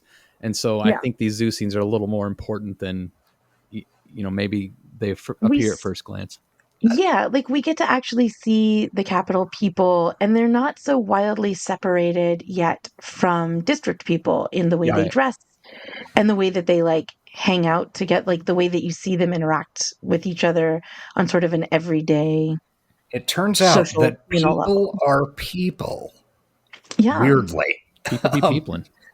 This was actually kind of one of my disappointments with the movie that we'll get to later in the film, is that when we first get into the arena, and it's like an actual honest to God arena where there's a bunch of stands and like this big open area where a bunch of idiots are going to, a bunch of poor idiots are going to stab each other with knives. Hope you enjoyed the show. We hope you enjoyed the show. Those dystopian little things is the turnstiles. I'm really hoping that Eric just puts that at the beginning of the episode. It's so good. It's such a weird, good little thing. I was really hoping, like, we'll see the capital people in this arena. And then, of course, they blow up the arena because I guess crowd scenes are expensive. I was wondering what post-COVID environment. They needed to show that there were separatists that were capable of doing real damage. Yeah, and I assume that's almost certainly something from the, they translated it directly from the book. Right, yeah, and it had more impact in the book. My understanding is that as written, there's a lot more information about like general rebellious / terrorist activity going on. Yeah. Okay. And that actually is a core part of the idea of like terrorism, who gets to define terrorism and who gets to commit terror. And it's either the deepest sin that any human could commit against someone else or the thing that keeps us safe is, I think, a fundamental part of this story. Yep. Very familiar sounding. Yes. And that's where like that gets into the root of like why this movie is important and like looms large in my brain. Cause like obviously I'm here for all these critiques. Like I think it's an imperfect vessel for this thing. Maybe they couldn't do crowd scenes as much as they used to. Maybe they just made that decision. But like something that I think is really interesting is that because they were limited by that attack where they blow up the arena.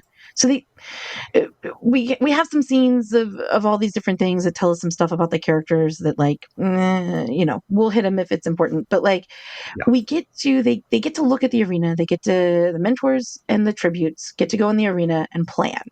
And then like a few minutes in, there's just this explosion and it's insane and just derails the whole thing. And it as a viewer, took me crazy by surprise. Yeah. Yes. Yeah. It was a pretty good, like, oh, nice. I thought it was a dream sequence at first. It seems unreal, right? Which is either a mistake or a really interesting choice. Either a mistaken narrative of like not telling us some setting information or a really interesting choice, because if it's an interesting choice, what it does for me is that it tells me when we are told that the capital is under threat and that we need to keep the games going. So that's the central question of this story within the narrative is, should we keep doing the Hunger Games? Yeah. People are getting tired of them. They're not watching anymore. And Dr. Gall is saying, we need to keep doing these games. It's vital that we keep doing them. And she's constantly telling us, like, we are under threat. The capital is under threat. These people want to kill us. These people would love nothing more than to take your babes out of your arms and, cut their throats and eat them in the streets kind of stuff, right? And then we see this attack. This was a false flag? That was my assumption. on like from my first watch to the end. I'm not saying it was a false flag because I think in the book it's very clear that it's not, but I think because it's absent so much, like we don't see any real danger from the district it was necessary until this for that moment. It does kind of feel like, wait, is this a real thing that like district rebels are actually doing or not? We don't really know. We never see like all the rebellion organizing that we see is very, very low key. Yeah. My assumption when I first watched it 2 years ago or whenever, and all these watches, is that, yes, that was a false flag operation, if only because, they've already, this is the first year they're televising it. They don't need a live audience. That's true. And also there's the thing that just triggered the corner of my brain that hates this shit. Okay, so now you guys can go into the arena and survey it and make plans, and it's literally just a flat fucking floor. That's a circle. Yeah, that would have been a terrible fight. That actually leads me to a big problem I had where they're worried about lagging ratings, and like the suggestions that Snow makes to make it better, that the most obvious fucking things in the world, most basic 1970s pro wrestling suggestions. They aren't even that. They are 1953. People are inventing the concept of mass television. What if we throw a pie in their face? People will laugh at it. Once again, that's probably some YA stuff bleeding through because it's got to be simplified for the audience. It's also, that's the question that I have with some of these choices, especially choices that get into, again, what I think is like the central themes and ideas, for me anyway. Are these intentional choices? Are they accidental bad choices? If they are intentional choices, like, would it be telling us that this is a case of the games were something that somebody came up with, which we know how they came up with them. It was we find out later that Highbottom wrote this up as a school assignment and then was like, well, this is a bad idea. We should never do it. And then Snow's dad took it to the government and was like, we should do this thing. Is it possible that most people weren't really in favor of this to begin with, and so they didn't put a lot of effort into making it really appealing? And 10 years on, people are like, maybe this is a gross thing that we shouldn't keep doing, and it doesn't have the like glitz and glamour to get you like bought into the idea that this is an entertainment thing. And now someone's coming in and saying, but what if entertainment though? Yeah, that's really, maybe it's maybe it's an indication that the larger population is not at this point like in on this tactic. Yeah, it's going to take Snow to get them there once he achieves his final form of Big Bad. Okay, we're almost to part 2 of the movie. Let me finish this. Okay, so the explosion happens. Coriolanus gets hurt. Lucy Gray, remember her name, it's just said all the time. She saves him. One of the tributes escapes. A couple of tributes die. The president's son is in a coma. Everything is going terribly. We also talk to Dr. Gall again. She shows us these pretty snakes. She repeatedly says that she will unleash a rainbow of destruction, as though it's a phrase people know. Yeah, I do think there's a standout line that I wrote down that I think is really important to keep in mind. I'm not above using spectacle to create a little terror. So keep that in mind. Yeah. It's the rainbow of destruction, apropos for Pride Month. Oh, good point. Happy Pride, everybody. Hopefully it's a destruction of the things we want destroyed. Let's get out rainbow there of destruction. Yeah. I like it. Also, the other District 12 tribute got a fucking bat bite on his neck. The poor kid. He never had a chance. No, he really did that not. Poor guy. Which the entire audience goes, oh, he's going to be rabid. And then we spend the next 50 minutes of movie going like, he's getting increasingly rabid. This should be obvious to everyone. I should do something about the rabid kid. But they totally ignore it until like the last possible second. Anyway. So Chekhov's rabidness. we see. See, that's more important than that stupid compass, right? The Yeah, bat bite is like, it really is, honestly. And you easily could miss the bats flying out of the train cars when they get off the train. Oh, I for missed sure. them. I had not. Yeah. I did not see them. She tells us later, he asks about, Snow asks about what's wrong the with his bite, neck? and she's like, he got bit by a bat. Yeah. So yeah, then after Corey is bit or is in the hospital and stuff, getting healed up, we see Lucy Gray on TV. She's fucking singing a song. They've implemented some of Coriolanus's ideas. People in the Capitol are now allowed to place bets and make basically donations to the tributes. It's going to be a whole thing. FanDuel.com. Yeah, it's FanDuel. Lucy is super popular. She's playing guitar for, I don't know, a whole 20 seconds, and suddenly her donations shoot through the roof. It's great. Everybody loves it. Coriolanus goes to the arena at night unescorted because there are no guards there. He finds a hole in the ground that leads to tunnels, which are going to be important. Which, the no guards there makes it seem more like, again, I think in the book, it's very clear this is not a false flag. But, the fact that he can just get in and out of there is just so how did these rebels do this? Anyway, it just really adds, as a viewing audience who has not, read the book, it does really make that seem like the Capitol did it to themselves. Okay. Before I've got some stuff to say before we hit part 2. Okay, so then he goes back home, puts some rat poison into his mother's makeup compact, which he then gives to Lucy, and he tells her about the tunnels and says, okay, use this. This is poison. There are these tunnels. Go here, and you'll be able to escape and hide out until most people are dead, whatever. Then part 2 starts, the prize. So one of maybe my main issue with this movie is that it is a failure of adaptation. It might have worked well as a book where we have 3 sections and you can do a 3-act structure within each section, right? Yeah. So part 2 of the movie, The Prize, which starts the 50-minute mark of a 2-hour and 40-minute film. Yeah. What they should have done, and I am so loath to say this about virtually any media property these days. What they should have done, because we do it almost every week. No, what I am going to say in a second. Okay. They should have made this 2 fucking movies.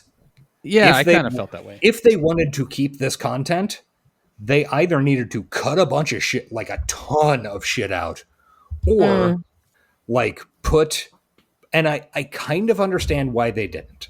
I do too. I think it's a really hard adaptation to make when you've got this section in the middle, which is basically the first Hunger Games movie. Rerun of the first Hunger Games movie. They can't remake with the a girl from District 12 who is very pretty and capturing the Capitol's imaginations. Right, and it's even a less interesting one because it's got this less interesting arena. Yeah. I do think it's important to note that, this is where, they are very different characters.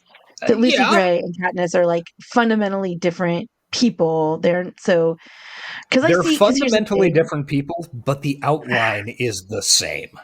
The outline is very similar. One's holding a guitar and the other is holding a bow. Those are very different tools, though. Fundamentally, Katniss it's still very pretty girl from District 12 who enchants the audience in the Capitol. I want to hear what Kristen had to say about it. Yeah, sorry. Yeah, I think that I actually do think that it's important that they're the outline is very similar, but that the substance is very different. That it's not just pretty girl captivates the Capitol audience. It is with Katniss, we see someone who, 1, volunteered to be there. That's a very important part of her character. 2, is not interested in any of the trapping. She does not want to play along.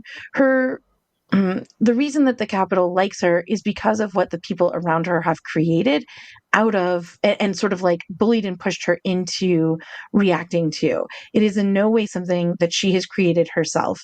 Her character is fundamentally made up of the things that she does versus the way that she presents herself. Whereas Lucy Gray Baird is in many ways the opposite. She is from the jump very aware of the fact that the way that she presents herself is what is going to be her lifeline in these games. And she is chosen. She wouldn't have been there if she could have not been there, she would have not been there. She was chosen out of spite. That's a whole thing that I think is is important for the larger We'll get story, into but that it's in the not back thematically third. important. Yeah. But so I think, and the reason that they look so similar and that they are fundamentally different is important, is because it is a prequel. It is also dealing with humans see patterns.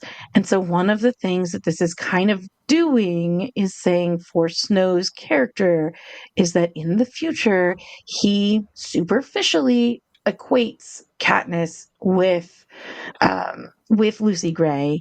And because he had this experience with Lucy Gray, and because Lucy Gray was a person who was very intentional about the way that she interacted with people, he ascribes a lot of intentionality and decision making to Katniss, who is a character who fundamentally makes very few decisions. Okay, you turned that around on me at the end. So I'm sorry, but that's I think it's important that they look similar, but also are very, very different. You're absolutely right. I totally follow. I totally follow the logic of everything you said, and there was a turnaround just right in the last couple of sentences that, I totally agree. You're correct. They On have the other to be hand, the same. On the other hand, I feel like that. I feel like you're stating that you agree with George Lucas talking about the prequels when he says they're like poetry; they rhyme, which that is a not fundamental a wrong thing. Is not a wrong thing at all. Yeah, repetition is a part of many forms of art, and so I think it's you obviously some people use it more skillfully than others. Yeah, I do think you have made super fucking good points, and I can't disagree with anything you said. No, it explains a lot that I hadn't actually considered, because I was really watching this movie on its own. I wasn't really thinking much about the Hunger Games, but I guess that's not the point of the movie. The point of a prequel is to inform the later movies. So. Yeah, and that's another thing that I hugely bump up against. Part of my issue with prequels is because they're limited in that respect in a lot of ways, and it takes a very, very special group of people in this kind of medium. Andor's a prequel, and I wouldn't say it falls prey to the vast majority of prequel issues. It's its own thing while also doing all the things a prequel has to do. This and Sinners is a prequel to Dusk by Dawn, or Dead Dusk Till Dawn. From Dusk Till Dawn. Oh my god, that'd be amazing. Pussy.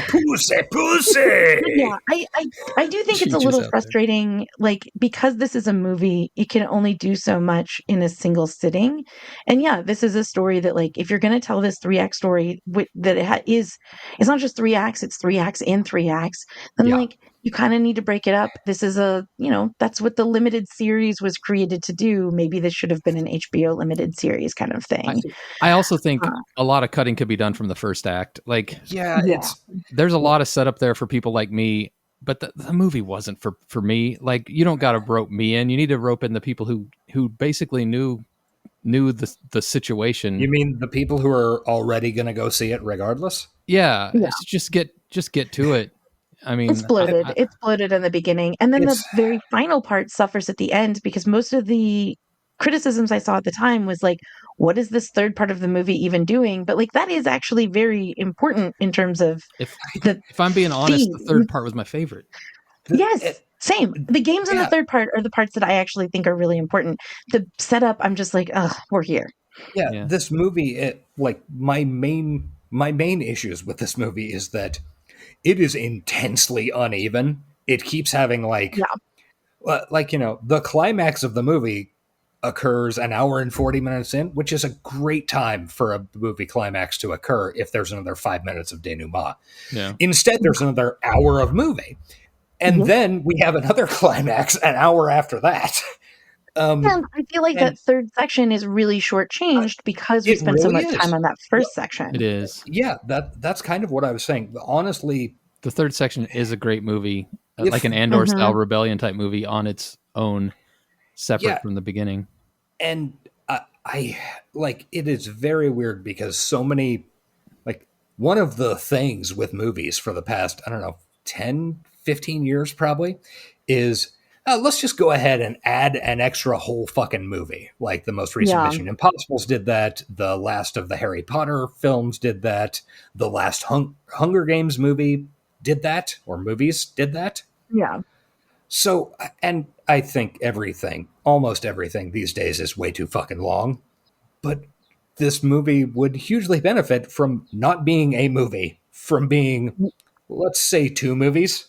Or a limited series. You know, yeah, could have been a 4 to 6 series. hour limited series, and I think it would have been a better expression of the intended material.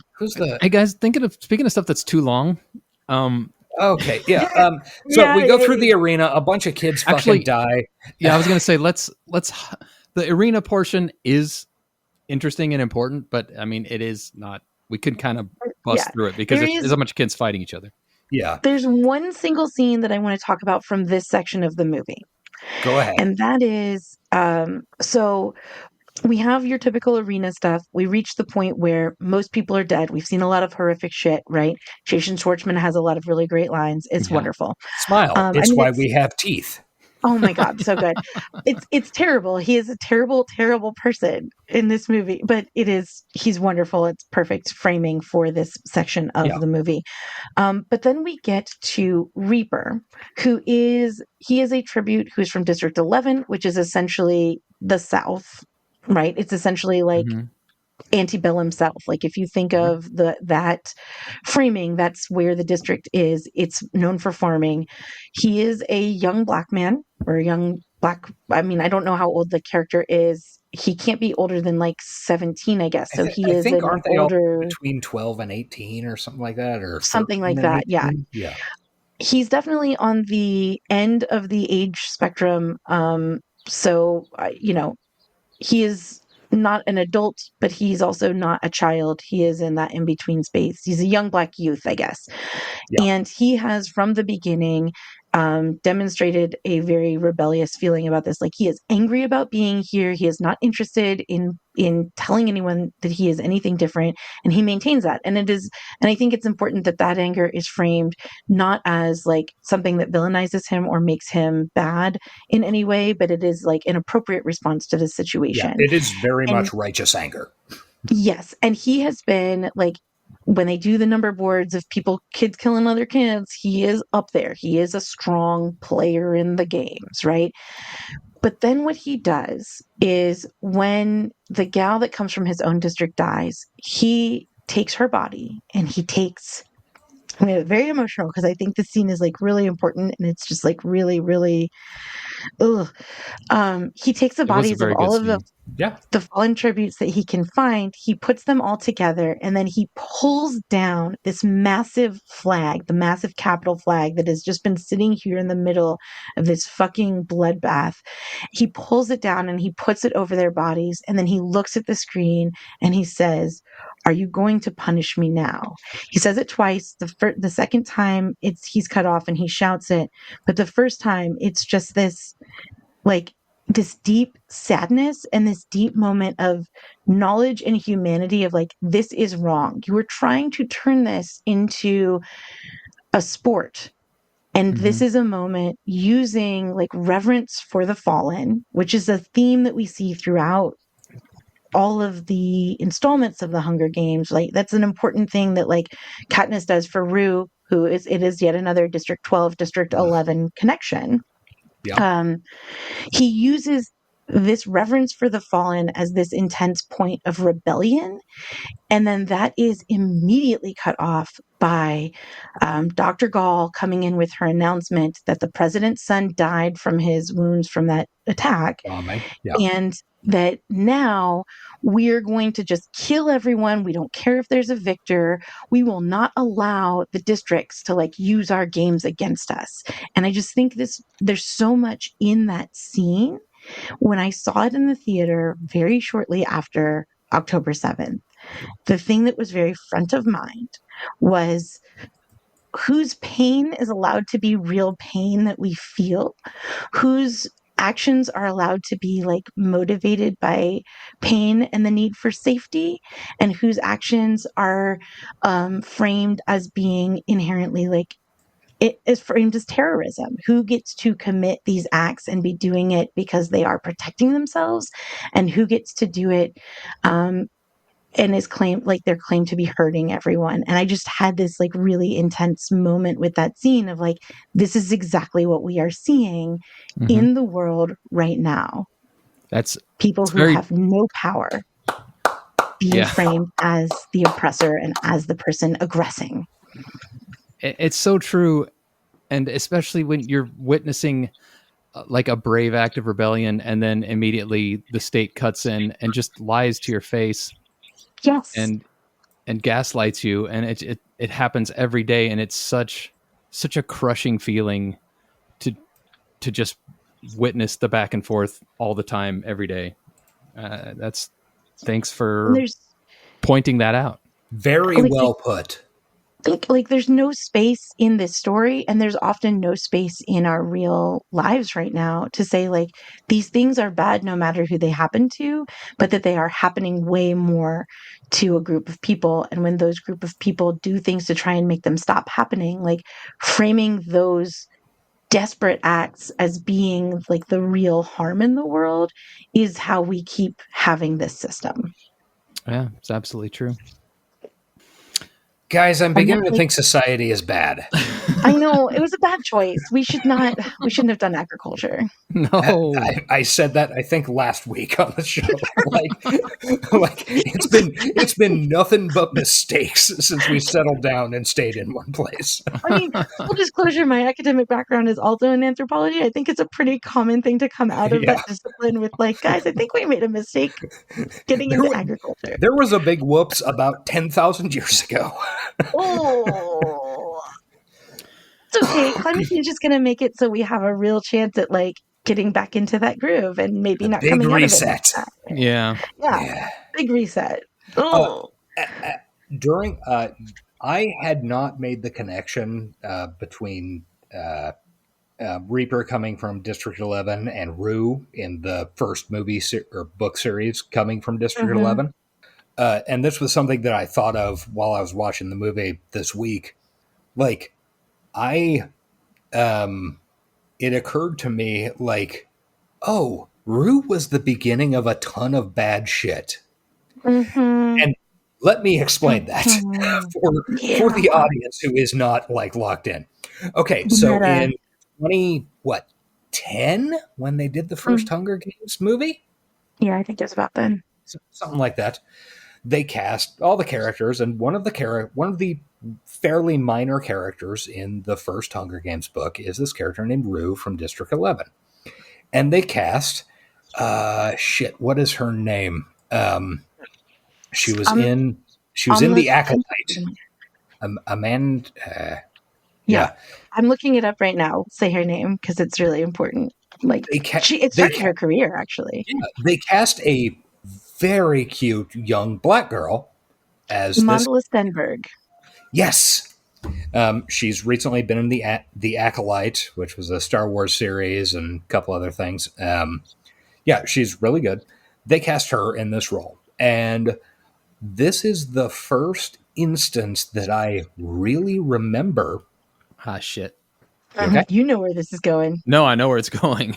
Yeah, this is bad. It's bad. Where I really remember people online going, oh shit, they went woke and just cast a black girl for no reason. Yeah. And like, including, I remember specifically seeing like relayed posts of offended moms on fucking mom news groups.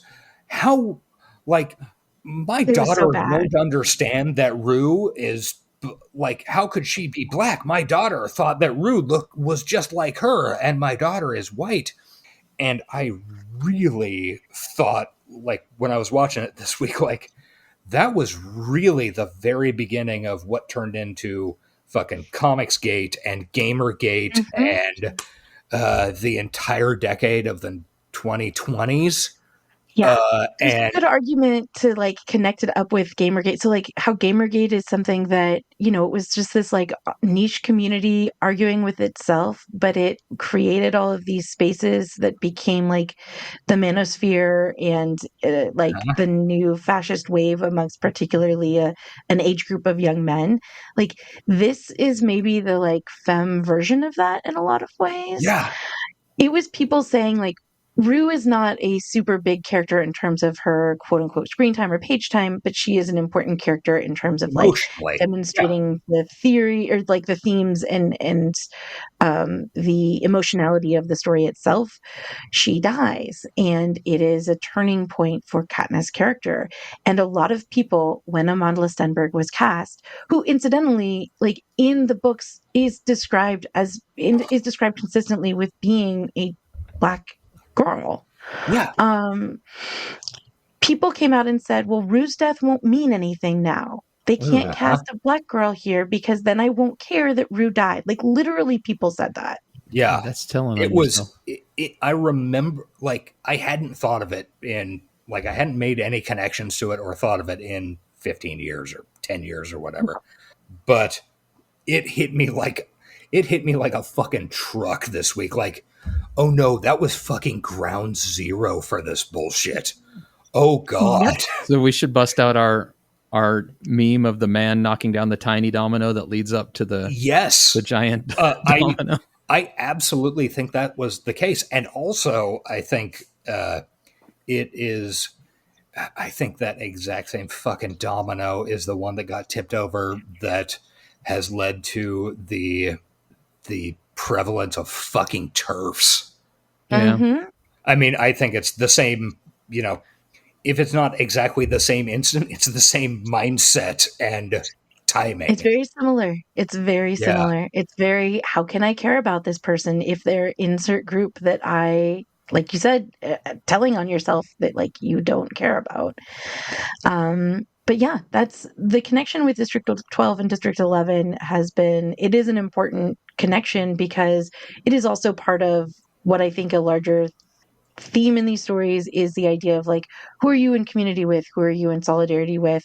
And getting to understand that like the issues that are going on in your immediate space, in your, let's call it district, they are important and they matter to you, but they are mirrored in other places that you don't necessarily align yourself with. And it is about identifying like, yeah, the capital can come in. There's some districts who align themselves with the capital because the capital gives them a lot of privilege. And it's saying, even when we get these privileges and these extra resources, like we actually still are oppressed by this central group. We have more in common with these other people. So this alignment between District 11 and 12, which incidentally, like it's not, again, race is not a big part of the Hunger Games. And that is a potential area of like real critique that it doesn't really wrestle with that. But it is interesting that District 12 there is a very like traditionally poor white and indigenous area in the Appalachians, right? And that they're closest, like the district that is closest with them in terms of the struggles that they have and the ties that they build between these characters that we see, is the traditionally like Black South. It is very telling that those ties are a part of this story and something that I think people reading these and watching these movies, obviously some of them did not pick up on. Yeah. Media literacy and all that. That That's just a goes back common problem we have. Yeah. Are we good enough to move into Act 3 or Act 3, whatever? I just wanted to cover that one scene because I thought it was really important. So, the way this ends up is that Lucy Gray wins the Hunger Games after Dr. Gall drops a tank full of pretty rainbow snakes, a rainbow of destruction. Again, as though it's a phrase people say. I feel like it's a phrase that Dio once said. It should be. It's not too Dr. far. Call just says it at like breakfast, right? Yeah. What if Dr. Call gets like the wrong toast at breakfast and is just like, I will release a rainbow of destruction? Yeah. She's really trying to get that started, like Still trying to make that happen. Yeah, exactly. Rainbow of destruction is not going to happen. And I would like to note, this is very important. I am almost certain that this is the only movie we will ever cover on this series that features a girl with Down syndrome being engulfed in poisonous snakes. Yeah. Yeah, that was a lot. That was a lot. That was wild. And that was, to be clear, the only way they could kill that little girl. I by that point in the movie, I was convinced, like, oh, she got killed in, like, you know, the corner of the screen, like 15 seconds into the combat, and they're just going to pretend like they didn't actually have that. But no, instead, she is engulfed in poisonous snakes, and Jason Schwartzman says it wasn't candy. Yeah, God, I know. It is fucking out of pocket wild shit. I want to know how much of his shit was in the script. Like, it's so like, true. Did they just tell? Because he's kind of a quirky guy. I don't know. I just want to know how much was in the script. I do not know, and like, it is serious. That whole scenario of, okay, we're going to include a girl with Down syndrome, and she's like, you know, she's not super featured in the movie at all, really. Yeah. And like, really pretty young girl, and then they kill her with fucking snakes. There's no other way they could have. What would if they had another person killing her? I would have turned my TV off. I wouldn't have been able to watch that. I agree. I agree. I think that's an important thing, though. Like, this is another one of those, like, it's so hard with this movie and similar kinds of things, because it's often like, how much was intentional choice making and how much was like, you can just read into this because it just happened this way. But like, if you were to take a close reading, you might suggest that perhaps even in this, hey, we're all going to die, so we might as well kill each other kind of thing that they try to use the Hunger Games to show, right? That base human nature is like evil and mean, right? That these kids didn't want to kill Wovi. Yeah, they didn't have it in them, which I think is what they were trying to say. That's how she lived that long. The people who have it in them is your Dr. Galls. Right. And then by extension, the people telling us that people are inherently bad, maybe they're kind of telling on themselves a little bit, because Dr. Gall is the one saying, like, this is what human nature is, you know? Again, the Mountainhead, or Mountainhead this week. You're absolutely right. But also, as viewers, we couldn't have watched like one of those kids kill Wovi, right? Like, I could. When I saw her picked as one of the tributes, I'm like, I don't know if I can watch this shit. Yeah, and the snakes, I was like, I guess that's the best way to do it. I mean, I totally see the logic and the math that makes it like, okay, yeah, they have to use the CGI snakes to kill her. On the other hand, they engulf her. We don't see them like eat her, right? Yeah, they just she's just engulf her. Yeah, and at the same time, I'm like, well, we have watched some like terrible no budget B movies where they just make some wild ass fucking decisions on this podcast.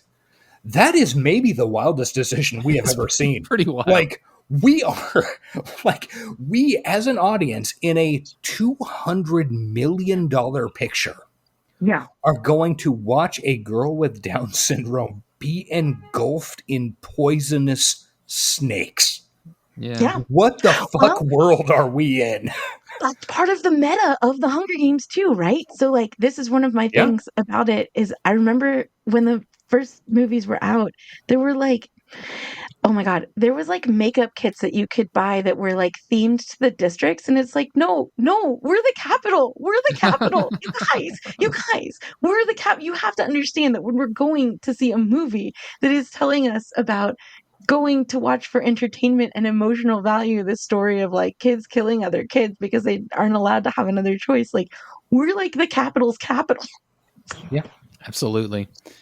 So anyway, Lucy survives and sings with the snakes, and everything's fine, and the movie ends. No, wait, there's another hour and 4 minutes left. It is a better movie than at least the first third. It is, but and I think people were wrong to be like, the last third is like, why did they do this? No, why did they do the first third? Yeah. So our hero, hero? gets shipped Sejanus? Our hero Sejanus, right? Our hero Hugh Sejanus, and his best friend gets shipped off to work in, what was originally supposed to be District 8, but he bribes his way into District 12 to just be stormtroopers, I guess. Just exactly. Cops. Yeah. I appreciate that they got the guy playing their like commanding officer. Vern this was Gorman. Another like, holy shit. Vern they Gorman, put him one out. of the great character actors. Yeah, he is great. He's been on our show before. He's just kind of there, and like when he shows up, you're like, you know who that dude is. This guy's gonna do some evil shit. Yeah. And the thing is, he's absolutely fucking wonderful in this movie. That like, he's obviously effectively the military dictator of this district and an evil dude, but he also clearly conveys this is a job. I mean, right. I would be more than happy to be running the Republican Guard in the Capitol. Let's be clear, this dude is getting his coffee break with Dedra, right? Like you could have picked him up and put him in Andor, and it would have been great. Which kind of criminal? Like, I hope he was up for one of those roles. Why wasn't he? Perfect. I bet. Vern Gorman is a wonderful actor, and boy, this is the type of shit that he just chews up. I saw him and I was like, oh shit. I think when I saw this originally, I might have like just seen him in The Expanse or something. Oh yeah. I forgot he was in The Expanse. Mm-hmm. So they end up out at the districts and District 12, and oh shit, look, it's Lucy Gray. She's making her return to the stage, playing a bunch of Hicks, playing Hick music for Hicks. I think this was my favorite song of the show, by the way. You say hick a lot for a person who lives in the flyover part of the country. Exactly. I'm allowed. We recognize our own. Yeah. This is totally. We also get to see really pretty scenery, right? We're out of the it's the Appalachians. It's fine. Environment. It's the Appalachian Hills. Although I gotta say, actually shot in Poland. Oh, really? Maybe, I saw that in the credits. Yeah. I actually liked the little speech that Sejanus gives to Snow as they're getting off the train. I don't know. I like Sejanus a lot. He's a little idealistic. Sejanus is the hero of the piece in the same way that Ben Kingsley was the hero of Sneakers. Yes. He's trying. He has the right ideas. Yeah. He is trying. That poor kid. Yeah.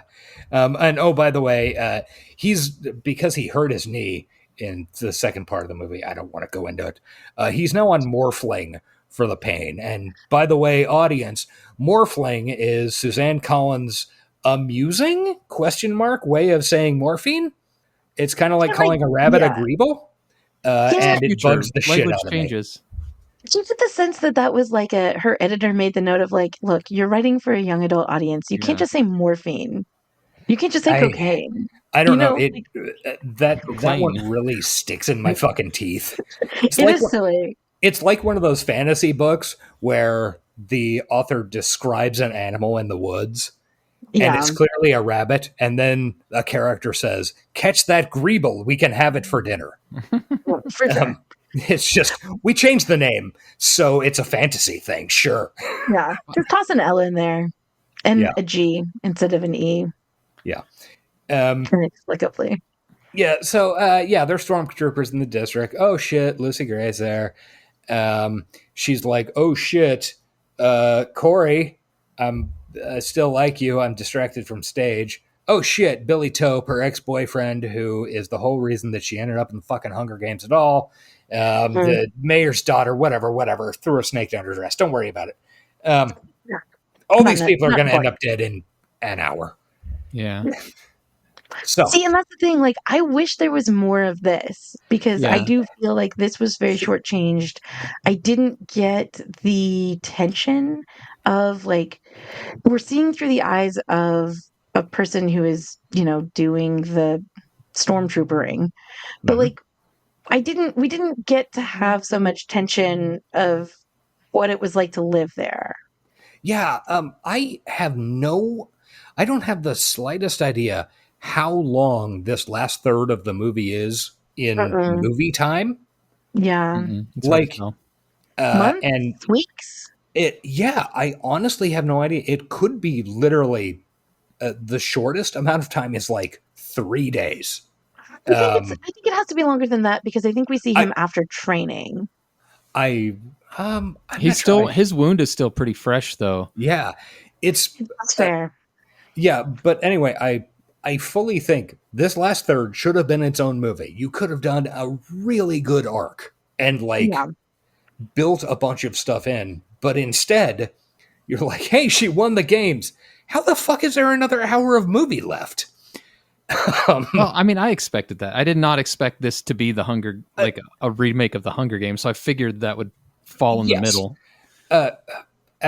Yeah, I don't know. So I'm curious, Eric, like your experience of not knowing that Snow is the bad guy in yeah. the Hunger Games. How did this section hit you? Because this is when he starts like, you know, he's Yeah, like both relieved to be out of the Capitol, but then also starts getting really not good in his brain. I don't know where I thought the movie was going because once it hit me what was happening, that's the only way it could have happened. But maybe I was just confused. I was confused for a lot of this movie, to be honest. Yeah. But Yeah. I thought he was struggling with his dedication to tradition and to his family and to the world he grew up with versus this rebellion and what he knew was right and what Sejanus was telling him was right and what Lucy was telling him was right. Lucy? Yeah. Lucy Gray. Sorry. Lucy Gray? Never. Oh yeah, don't call her Lucy. Don't call her Lucy. And I thought he was struggling with a moral conundrum. And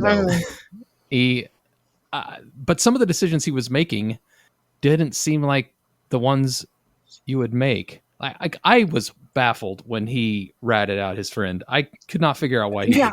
It was that one is another move where you're like, oh, okay, so what they should have done in retrospect is 10 minutes ago in the movie, seeded some suspicious looks in. Yeah.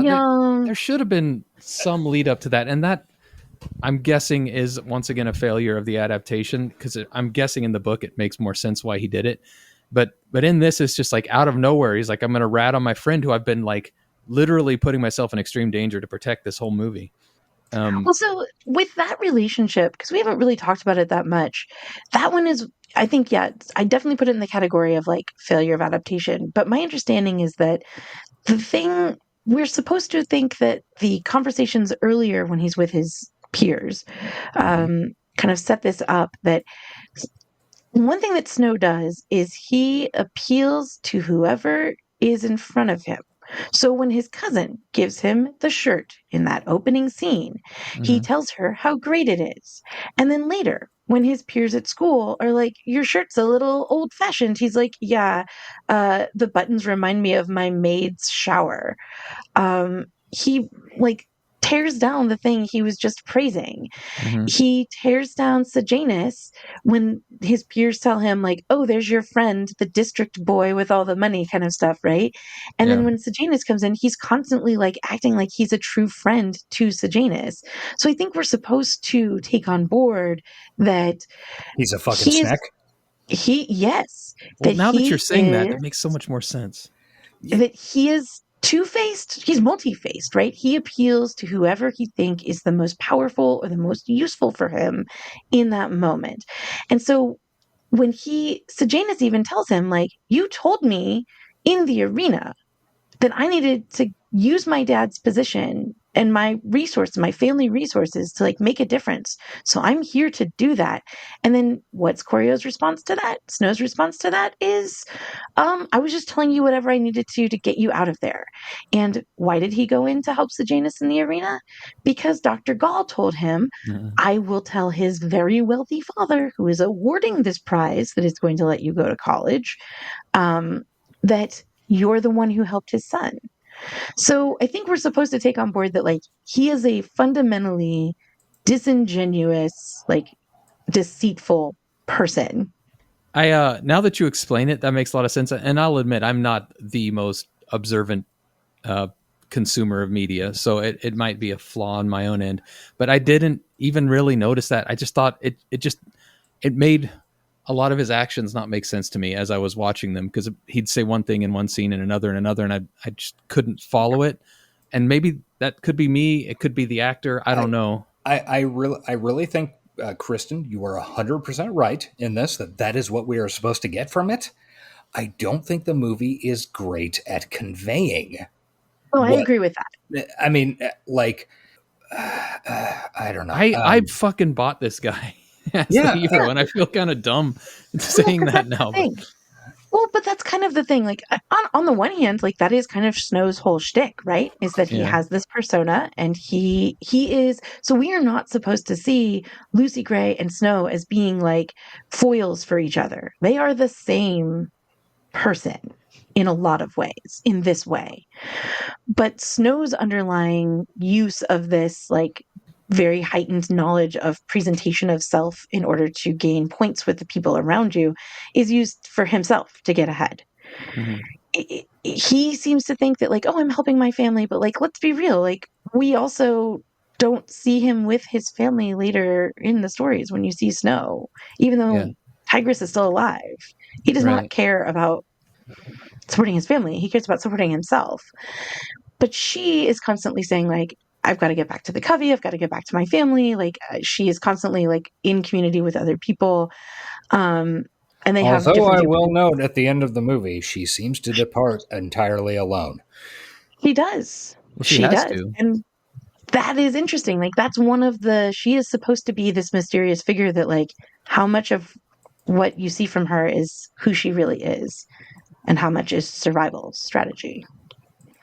But, like, I think we are supposed to see Snow that's his survival strategy, is, like, just play up to whoever's around. And I think the movie does a bad job. Yeah. They directed that actor to be too genuine in a lot of scenes. I think that's it. I think he's too, I don't know. He's not sinister really at all until the very end. Yeah. I don't get any evil from him. Yeah. But maybe they should have shown earlier on, like, this guy has the potential to do harm. I'm trying to think of a prequel or something that would compare to where somebody did it right, and I'm not coming up with anything. Andor, I think, has a good example in Luthen. Luthen is a character who is wearing different faces for different people, and we see him in rapid succession. Like, we see a scene where he's just doing face work of changing from one version of himself to a different version of himself when he's getting ready to go back to his shop. Yeah, and he does that great, but they're not presenting him as a bad guy, though.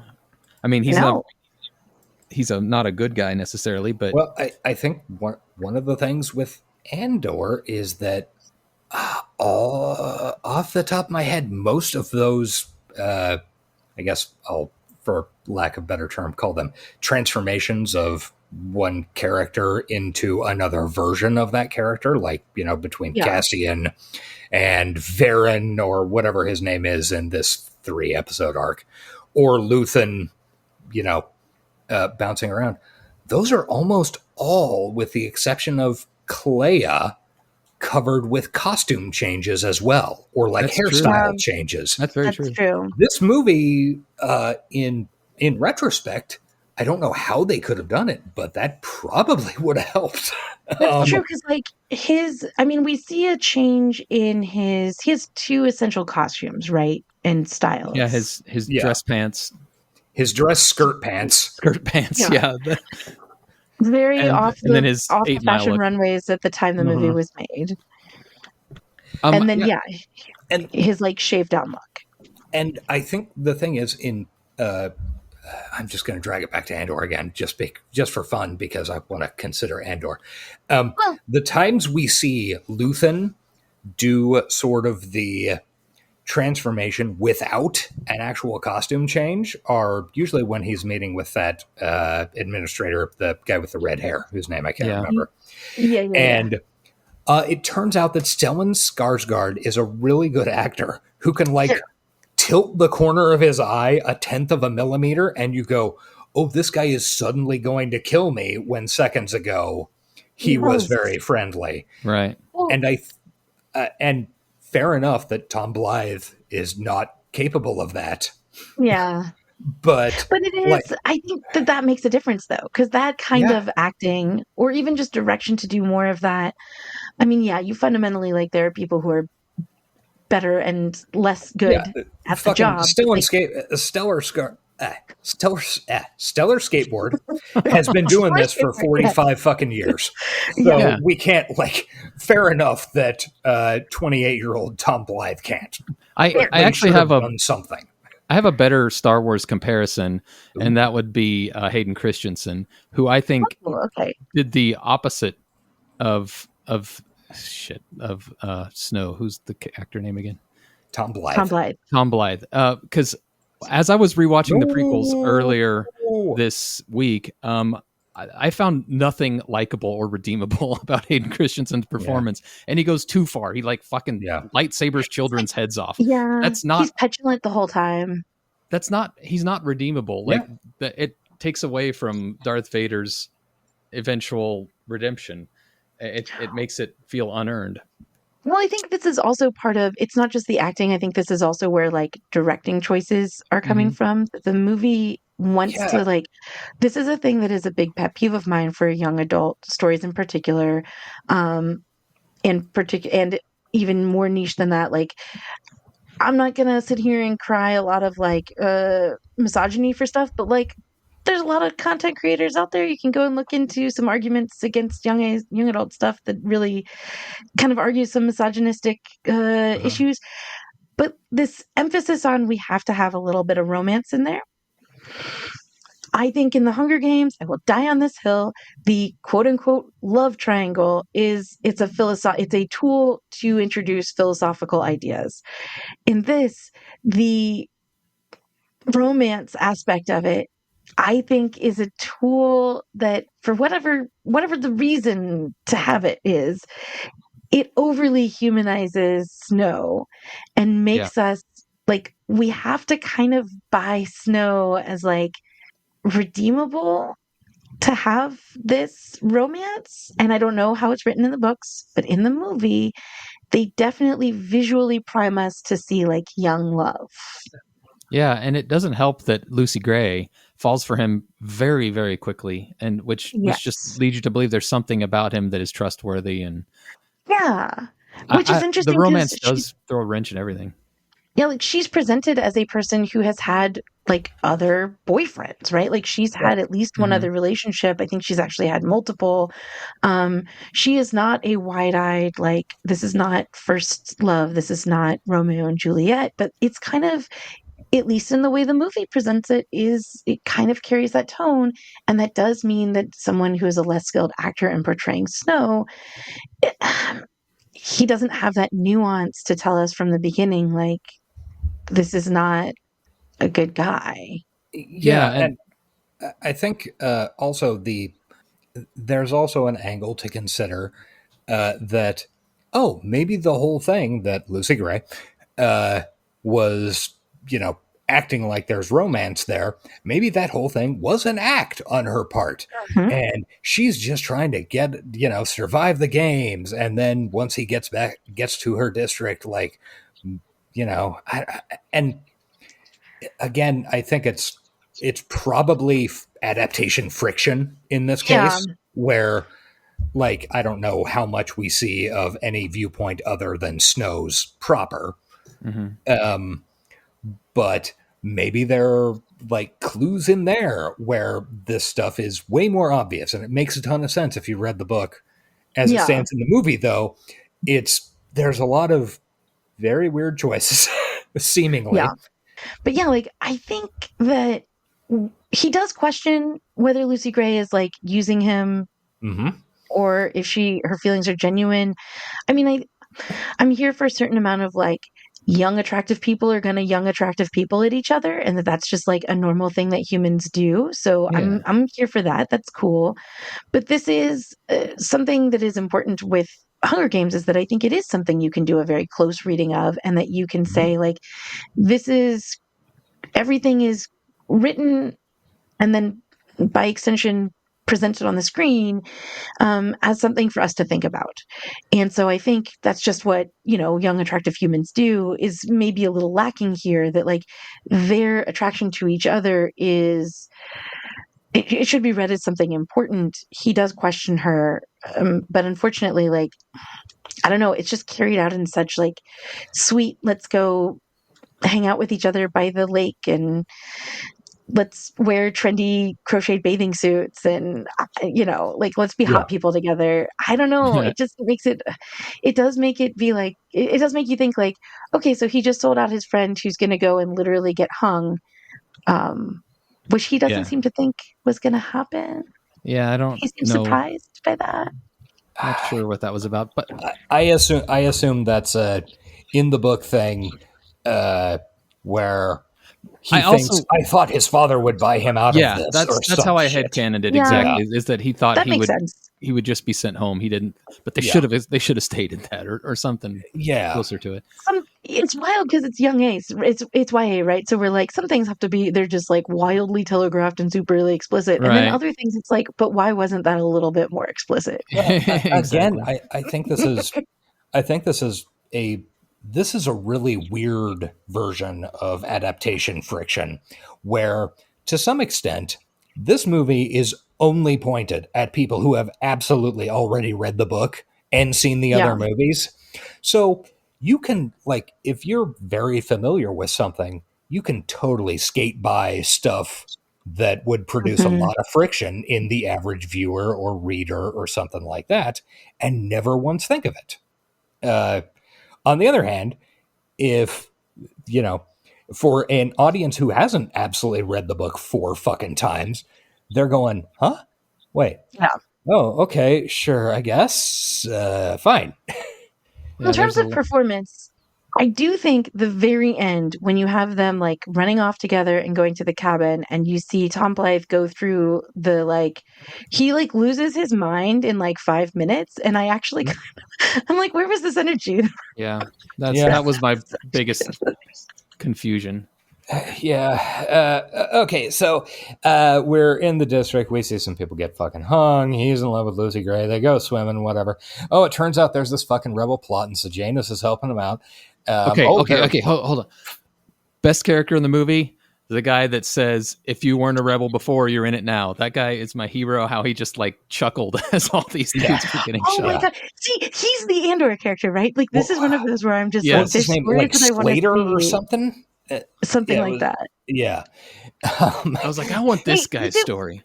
Yeah. If it was Slater, that would be hilarious, because Slate is stone and they're the mining district. That's how all the naming is. It's just how it is. But like, not that there's a lot of stone or not that there's a lot of slate in the Appalachians. But is it Arlo? There's not. I'm looking through the character list. Spruce? Maybe Spruce. It was Spruce. Spruce. Yeah. I think it was Spruce. Because they have a lot of plant names there too, but it's like foresty plant names. Anyway, I love that character. I thought he even acted it really well. He was just like, wow, cool, they're dead. That makes my job a lot easier. All right. HK 91, son. Right? Like, crucially, what are we told was the rebellion's plot. That's so scary. They are going to leave? They have some guns. They are going to break out one of their members who has been imprisoned for being associated with someone who is already hung, and then they're going to go away. Yep. That's the super scary plot that they need to crack down the whole district on. It's absolutely terrifying. No one can be safe in their beds. Right. But that tracks, right? Yeah. No, like that fed back into my like, oh yeah, this is why I think this is a good story despite its flaws. This is why I think it's a good thing to show, particularly people who you gotta like stealth feed the Andor shit. They're not ready for Andor yet. Okay. I don't know, man. I'm so conflicted about that. Like, at this point in my life and society, I'm like, I don't know. On the one hand, I personally appreciate subtlety. On the other hand, maybe we should just like when you buy a ticket to this movie, maybe they should also just stamp on your forehead, fascism is bad. Yeah. And go ahead. Like, I mean, we had to tell them caring about a black girl dying was important. So yeah, right. maybe. Yeah, I don't know. All right, we've got to wrap this up. Yeah. So do what you got to do to get to the end. Okay, so he shoots a couple of people. He and Lucy run off to the woods. They're going to go to the north.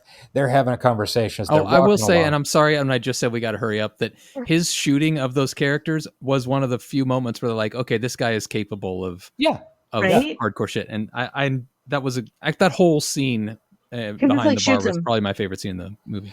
I am not going to have this conversation now, but I think there's a whole conversation to be had about why every gun in this series is a Heckler and Koch 91, which is a really interesting bit of symbology in terms of guns you're going to use in a theoretically post-apocalyptic future United States. But we're going to ignore that for now. I'm going to put a pin in this. I'm going to ask you this question because I'm because I'm here for all of the little like set dressing choices that they made. Yeah. Everything in this movie was a choice. They had $200 million. They did not randomly chance upon anything. So he and Lucy run off because they're going to find the gun that he used to kill Mayfair. Or it doesn't matter. He killed some people. And he's going to be executed because they have DNA, it turns out.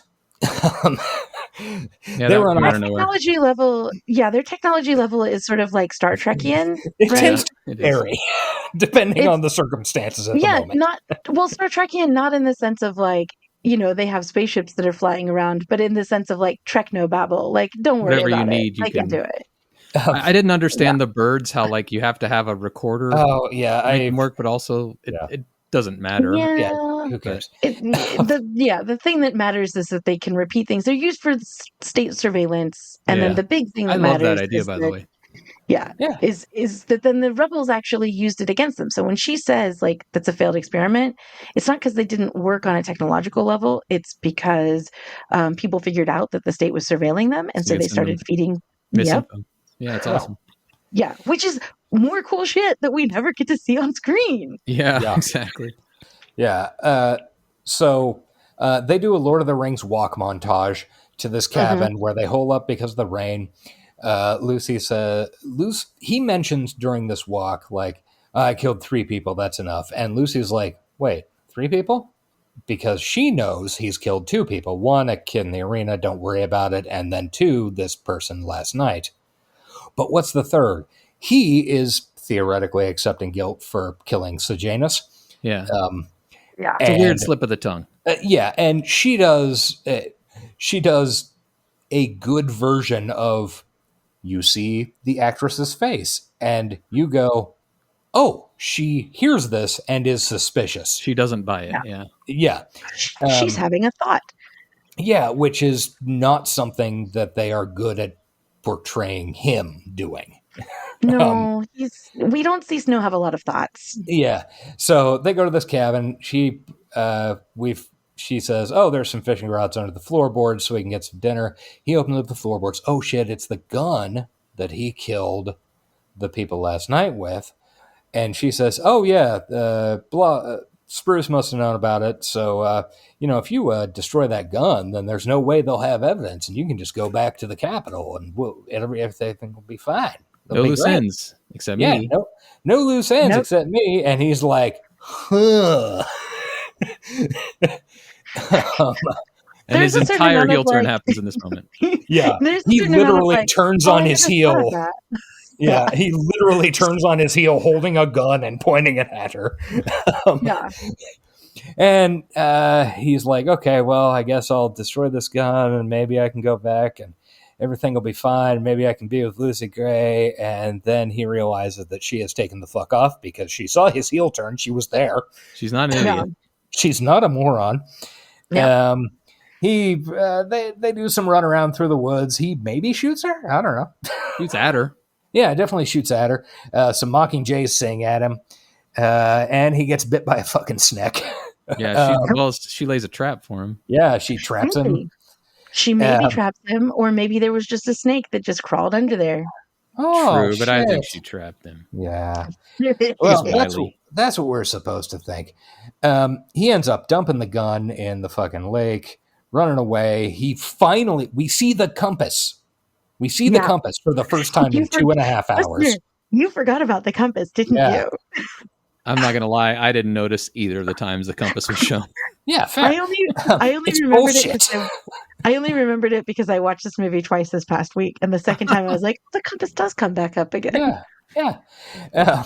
And then he goes back to the base, and he's going to get shipped back to District 2 for officer training, but there's been a change of plan. He's getting shipped back to the fucking capital. He's got Sejanus' stuff. He goes back to the capital. He's going to go to university and work under Dr. Gall. It's all going to be great. Everything's perfect. She says, "What are the games for?" He says, "I used to think they were for punishment, like to punish the districts. Then I thought maybe they were a warning to the capital about the threat of the districts.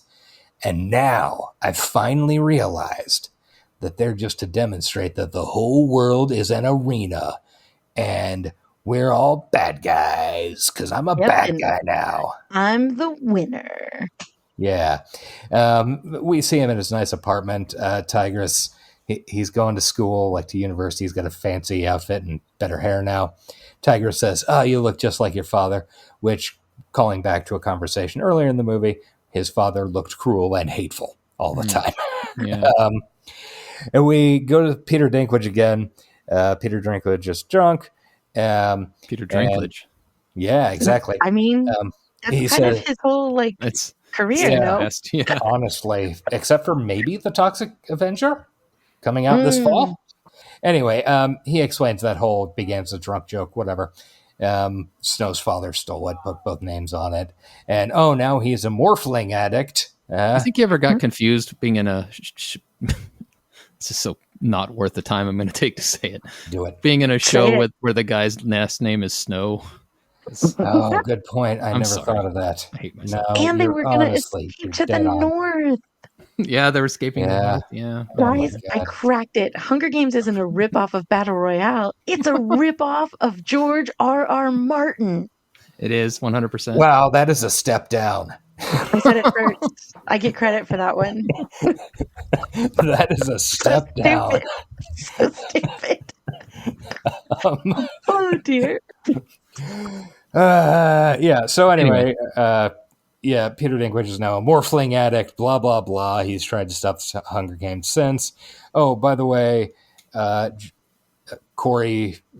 Let's just call him John. Jon Snow says, "Here, you can have the rest of his effects. I'm just going to keep this photo album. Oh, by the way, there's some fucking morphling in there.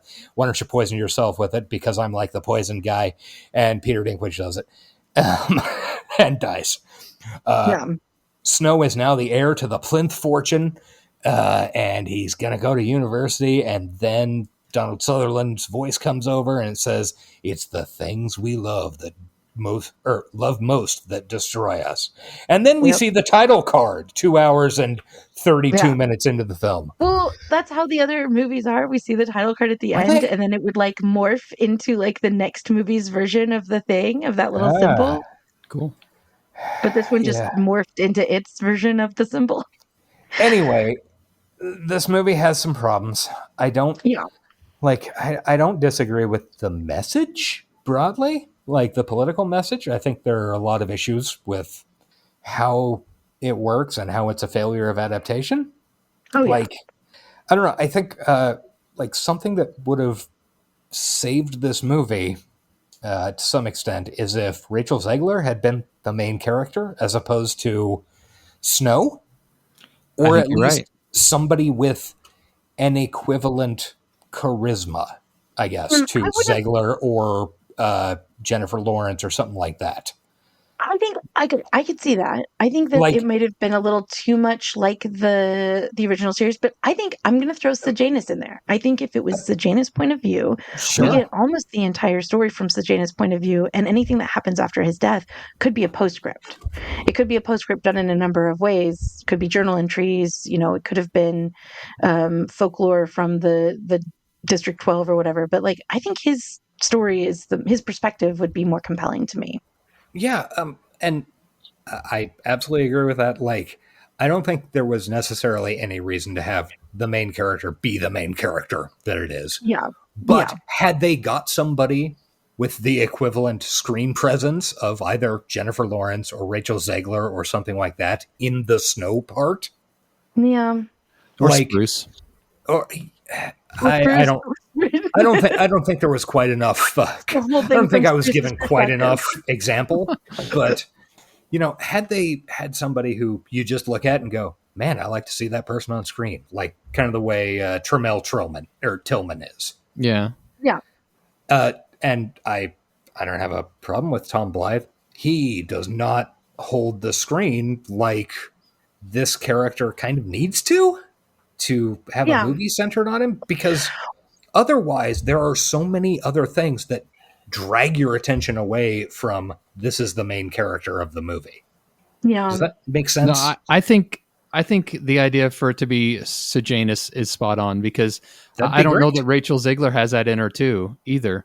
But if you make more of like a second person type telling, where you're seeing it through Sejanus's eyes, but he's telling you what he sees in his friend and how he sees his friend becoming bad, I think that would have been a great different way to do it. Yeah. Yeah. And I think there'd be some compelling things in the interpersonal of it all. Like you can, my understanding is that in the written version, you get to see Snow do a thing and then you see Snow thinking about the thing, right? So if Snow is like nice to Sejanus, then you get to see him have a thought about that's not flattering to Sejanus. That's like, I'm manipulating this idiot. Yeah. Exactly.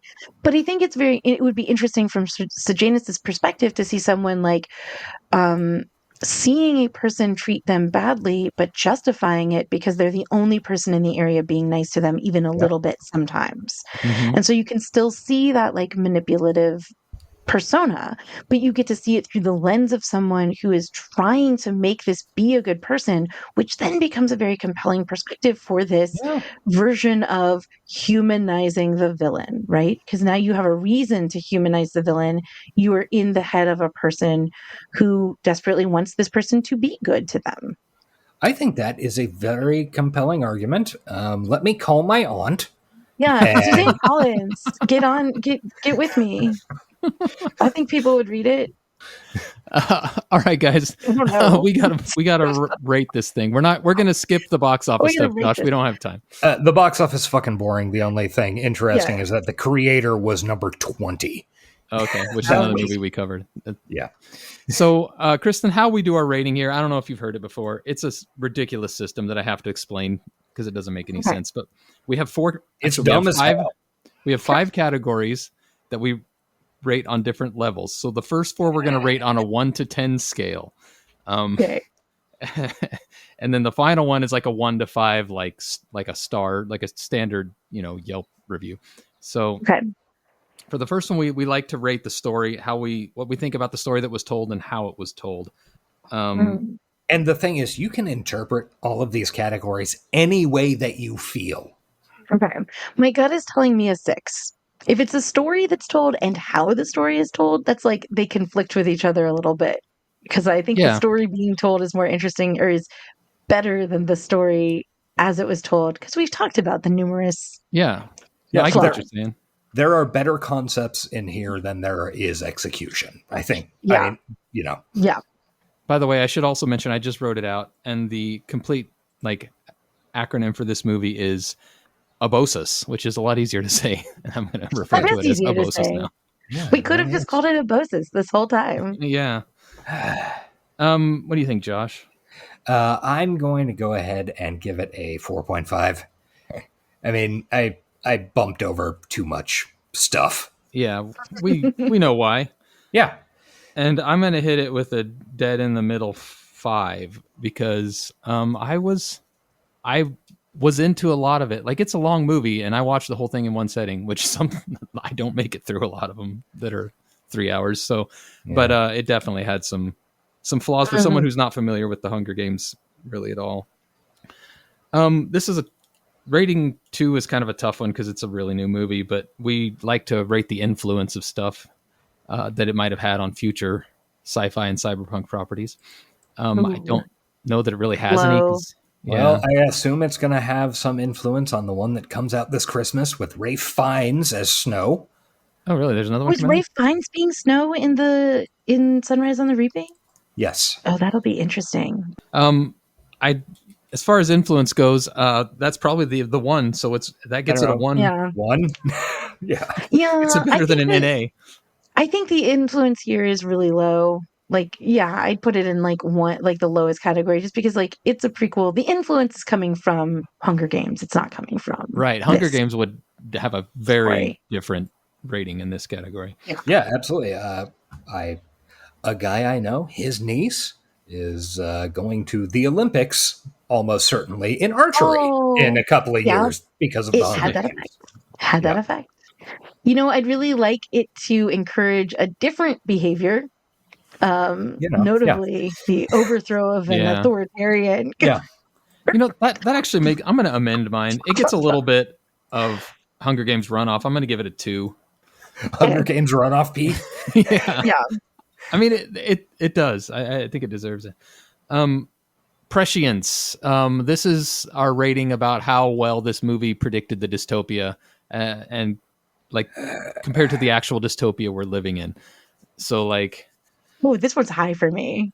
This one's so high for me. This one might score pretty high.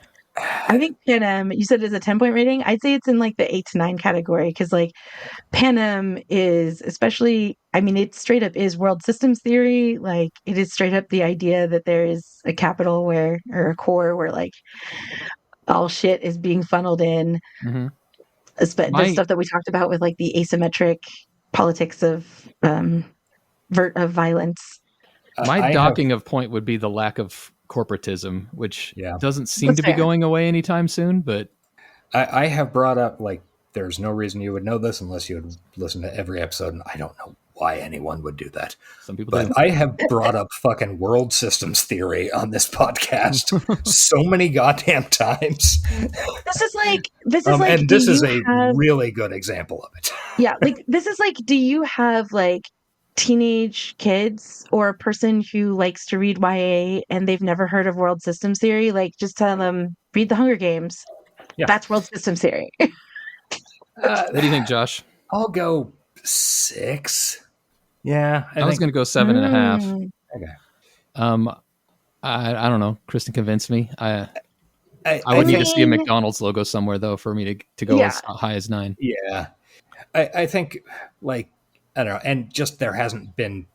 It's kind of an interesting middle ground between this is so recent that it's hard to do the prescience thing. Yeah. Anyway. This one should have a pretty high rating. We like to do 1 to 10 on style, how stylish the movie is. Ooh, yeah, it's very stylish. I think it's getting up in that 9 and 10 range for me on style. Okay. Look, fucking Viola Davis's ombre lab coat. Oh my god, hot shit. Yeah, she buys it a lot of points. The shiny red gloves with that, and she's also those wearing gloves like are crazy. White creepers, like the shoes. Yeah. It's that whole and thing. Jason Schwartzman's mustache. Oh my god! I mean, and his magic is style, and also the magic. He does just some Jason coin Schwartzman. tricks. It's a whole thing. Let's see. I'm gonna go 7.5 again. I'm gonna go 7. I think. I want to know what your 10 was. 10. We actually gave Captain Laserhawk a 10. That was a couple weeks ago. Oh wow. Captain Laserhawk is, I mean, we're talking more traditional cyberpunk. We give extra points for super traditional cyberpunk stuff. That's fair. That's fair. And it's relatively much easier for animation to get a 10 in style because you don't have to deal with things like human anatomy. Yeah, you get to pick literally everything. We gave Blade Runner a tens across the board. That one Chris was on. I bet you gave Blade Runner tens across the board. Mm-hmm. Yeah, I'm actually wearing a Blade Runner t-shirt right now. Josh gave Burst City a 10. Jeff was on with us for that one. Which is a give black and white Japanese underground movie. Tron. We gave With Tron good a 10. reason. Tron's a 10. Yeah. There's new Tron coming. I'm not sure how I feel about new Tron coming. I don't feel great about it. I don't like Jared Leto. I'm excited about it. Oh, I forgot Jared Leto's in it. Lol. He's the main character. He's fine. He's kind of. Is he? I liked him in the Blade Runner. I liked him in Blade Runner because he has like dead shark eyes. He's the worst part of it, but he was good enough. But he's like, I don't know. This is the thing. It's maybe a style thing for me. He has those like super blank eyes. Mm-hmm. And there's something about like in that context as like this villain, it's just kind of, I don't know, you don't have to do a lot to make him look unreal because his eyes are just like a dead person's. Let me just throw this I at don't know. you. Let me throw this at you. Do you know who they offered that part to first? I do not. Unfortunately, he was dying of cancer. David Bowie. Oh. Yeah, the Jared Leto of the 70s. Sorry, Josh. Wow, I'm actually going to murder me. fucking murder you for that. If you ever wondered if this was a remotely recorded podcast, now you know because Josh I would will never continue say to that in person. exist. I would not have the courage. No. say it at nerd camp, Josh. Say it at nerd camp. I have threatened him with a hammer multiple times. He knows that it could happen. All right, we got to do our last rating. 1 to 5. Yes, we call them hand raisers. Most people call them stars. Just what you think about the movie, and there's no wrong answers. If you love the movie, give it 5. If you don't, give it 1. I love it. It's a 4.5 for me, despite all its flaws, and the main reason is the heart of it and the ideas and the themes that it conveys. I was going to go 2. I think Kristen made some really compelling arguments and turned me around on a couple of aspects of it. I think it is a 2.5. Oh, yeah. Wow, 3 hours of arguing, Kristen, and you got him up 0.5. Yeah, Hey, I know. That's a whole 1 if we were doing a 1 to 10. That's Just true. Just wait. He's going to think about it. He's going to think about it. And later he's going to come back and he's be like, you know what? I thought 3. I think I'm going to go 3. I honestly doubt it. I am going to purge this movie from my memory. I just don't have that much storage space anymore. I think I'm going to go 2.5 as well. It feels, I mean, I don't want to say mid to like belittle it, but not having a lot of context for the world around it. I enjoyed it more than I expected. And, but it did drag on too long. Yeah, I really think, and this movie does kind of suffer because the Hunger Games books and the original movies are good. Like, you know, they are. Well, there's a reason they're popular. Yeah. Yeah. That, like, Jennifer Lawrence is really good at, you know, being in fucking movies. Yeah. And she is compelling to watch on screen. And so are a bunch of other people in that movie. Parker those Posey. movies. But yes, Parker Posey. Parker Posey. The Tooch. Futterman himself. Is that the actor's name? I have no idea. PETA. No. PETA? Oh, yeah. I can't remember his name right now. Josh Hutcherson. Josh That's Hutcherson. it. Yeah. And then the Hemsworth Future brother, Man. you know? Yeah. Oh, yeah, there's a Hemsworth in there. Yeah, that's right. All right. Well, we got through it. I appreciate you coming on, Kristen. Oh my God, this is so long. It's so I long. appreciate it. Is very long. I'm sorry. Now you know the truth. I claim that the other people on my show are the reasons for my editing woes, and it's a lie. This would have Thank been you guys. This would have been super long, even if it had just been me and Eric. Oh, yeah. It was a long movie. There's Yeah. no way to avoid it. In fact, we rushed in a way we don't usually. Like, we usually hit most of the scenes. Yeah. Oh, We yeah. passed No, over a lot of stuff. we did. It's okay. You don't need those scenes. Go watch it if you're intrigued by this conversation and you haven't seen it before. But thank you guys for having me on and also for letting me pick this movie. I know it is outside of your usual purview, very much a stretch, but I enjoy the conversation. No, I love guests picking something they care about and can talk about with passion. And you did have make some points that hadn't come to mind and make you look at this movie in an entirely different way. So thanks very much for that. Well, as you, the audience, might know, Kristen is on and editor of the Astronomica podcast. Go to astronomicapodcast.com. Fucking do RSS, Spotify, whatever. We're on all the platforms. If somehow you missed what we are an actual play that plays the Stars Without Number system, and our kind of general vibe is Revolution Hobos. So if you like some leftism sprinkled in with your space odyssey, that's what we're here for. Kristen plays 2 characters. I do. Yes. Both equally annoying. I find CB lovely and charming. CB is so great, and Hildy is so mean, and I love them both so much. Yeah, I do too. You definitely do a good job of inciting chaos. Yeah, that's my goal. Yeah, it's you gotta have a button pusher. Yeah, that's for sure. Also, if you go to astronomicapodcast.com and you go to their Discord link, hey, we've got a little channel in there set up. And it's the closest thing we've got to an actual Discord. So you might as well go check it out, guys. Yeah. And, if you go in there, don't be a dick. Yeah. Keep it cool. We've That's had the one rule. Yeah. Yeah. Next week, we're going to try to get out some type of episode before Josh leaves. We'll see how that goes. After that, we will likely be on hiatus for a bit. So this is effectively our season 2 finale. Since we're doing seasons now. Josh loves it when I call it seasons. The seasons mean nothing. It just delineates when we take a break in the summer. So we're going to come back hopefully with a big one. We'll see. Yeah. Anyway, I guess have a good week, people. Yeah. And Josh, you got to go take us out with a quote. That's how we do it. Wouldn't it be fun if it was candy? Perfect. Goodbye, everybody. Bye. This has been the High Tech Low Life podcast. Find us on Blue Sky at High Tech Low Life. Email us at hightechlowlifepodcast@gmail.com and find us on Patreon at patreon.com/hightechlowlife. Theme music by Nihilor at nihilor.com. Thank you for listening.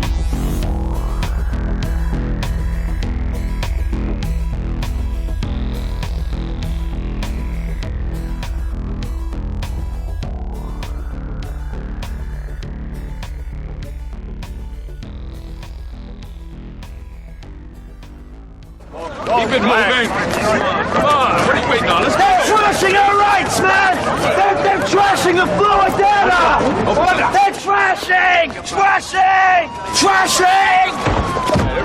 Hype the planet! Hype the planet! Shut up and get in the car. It's not candy.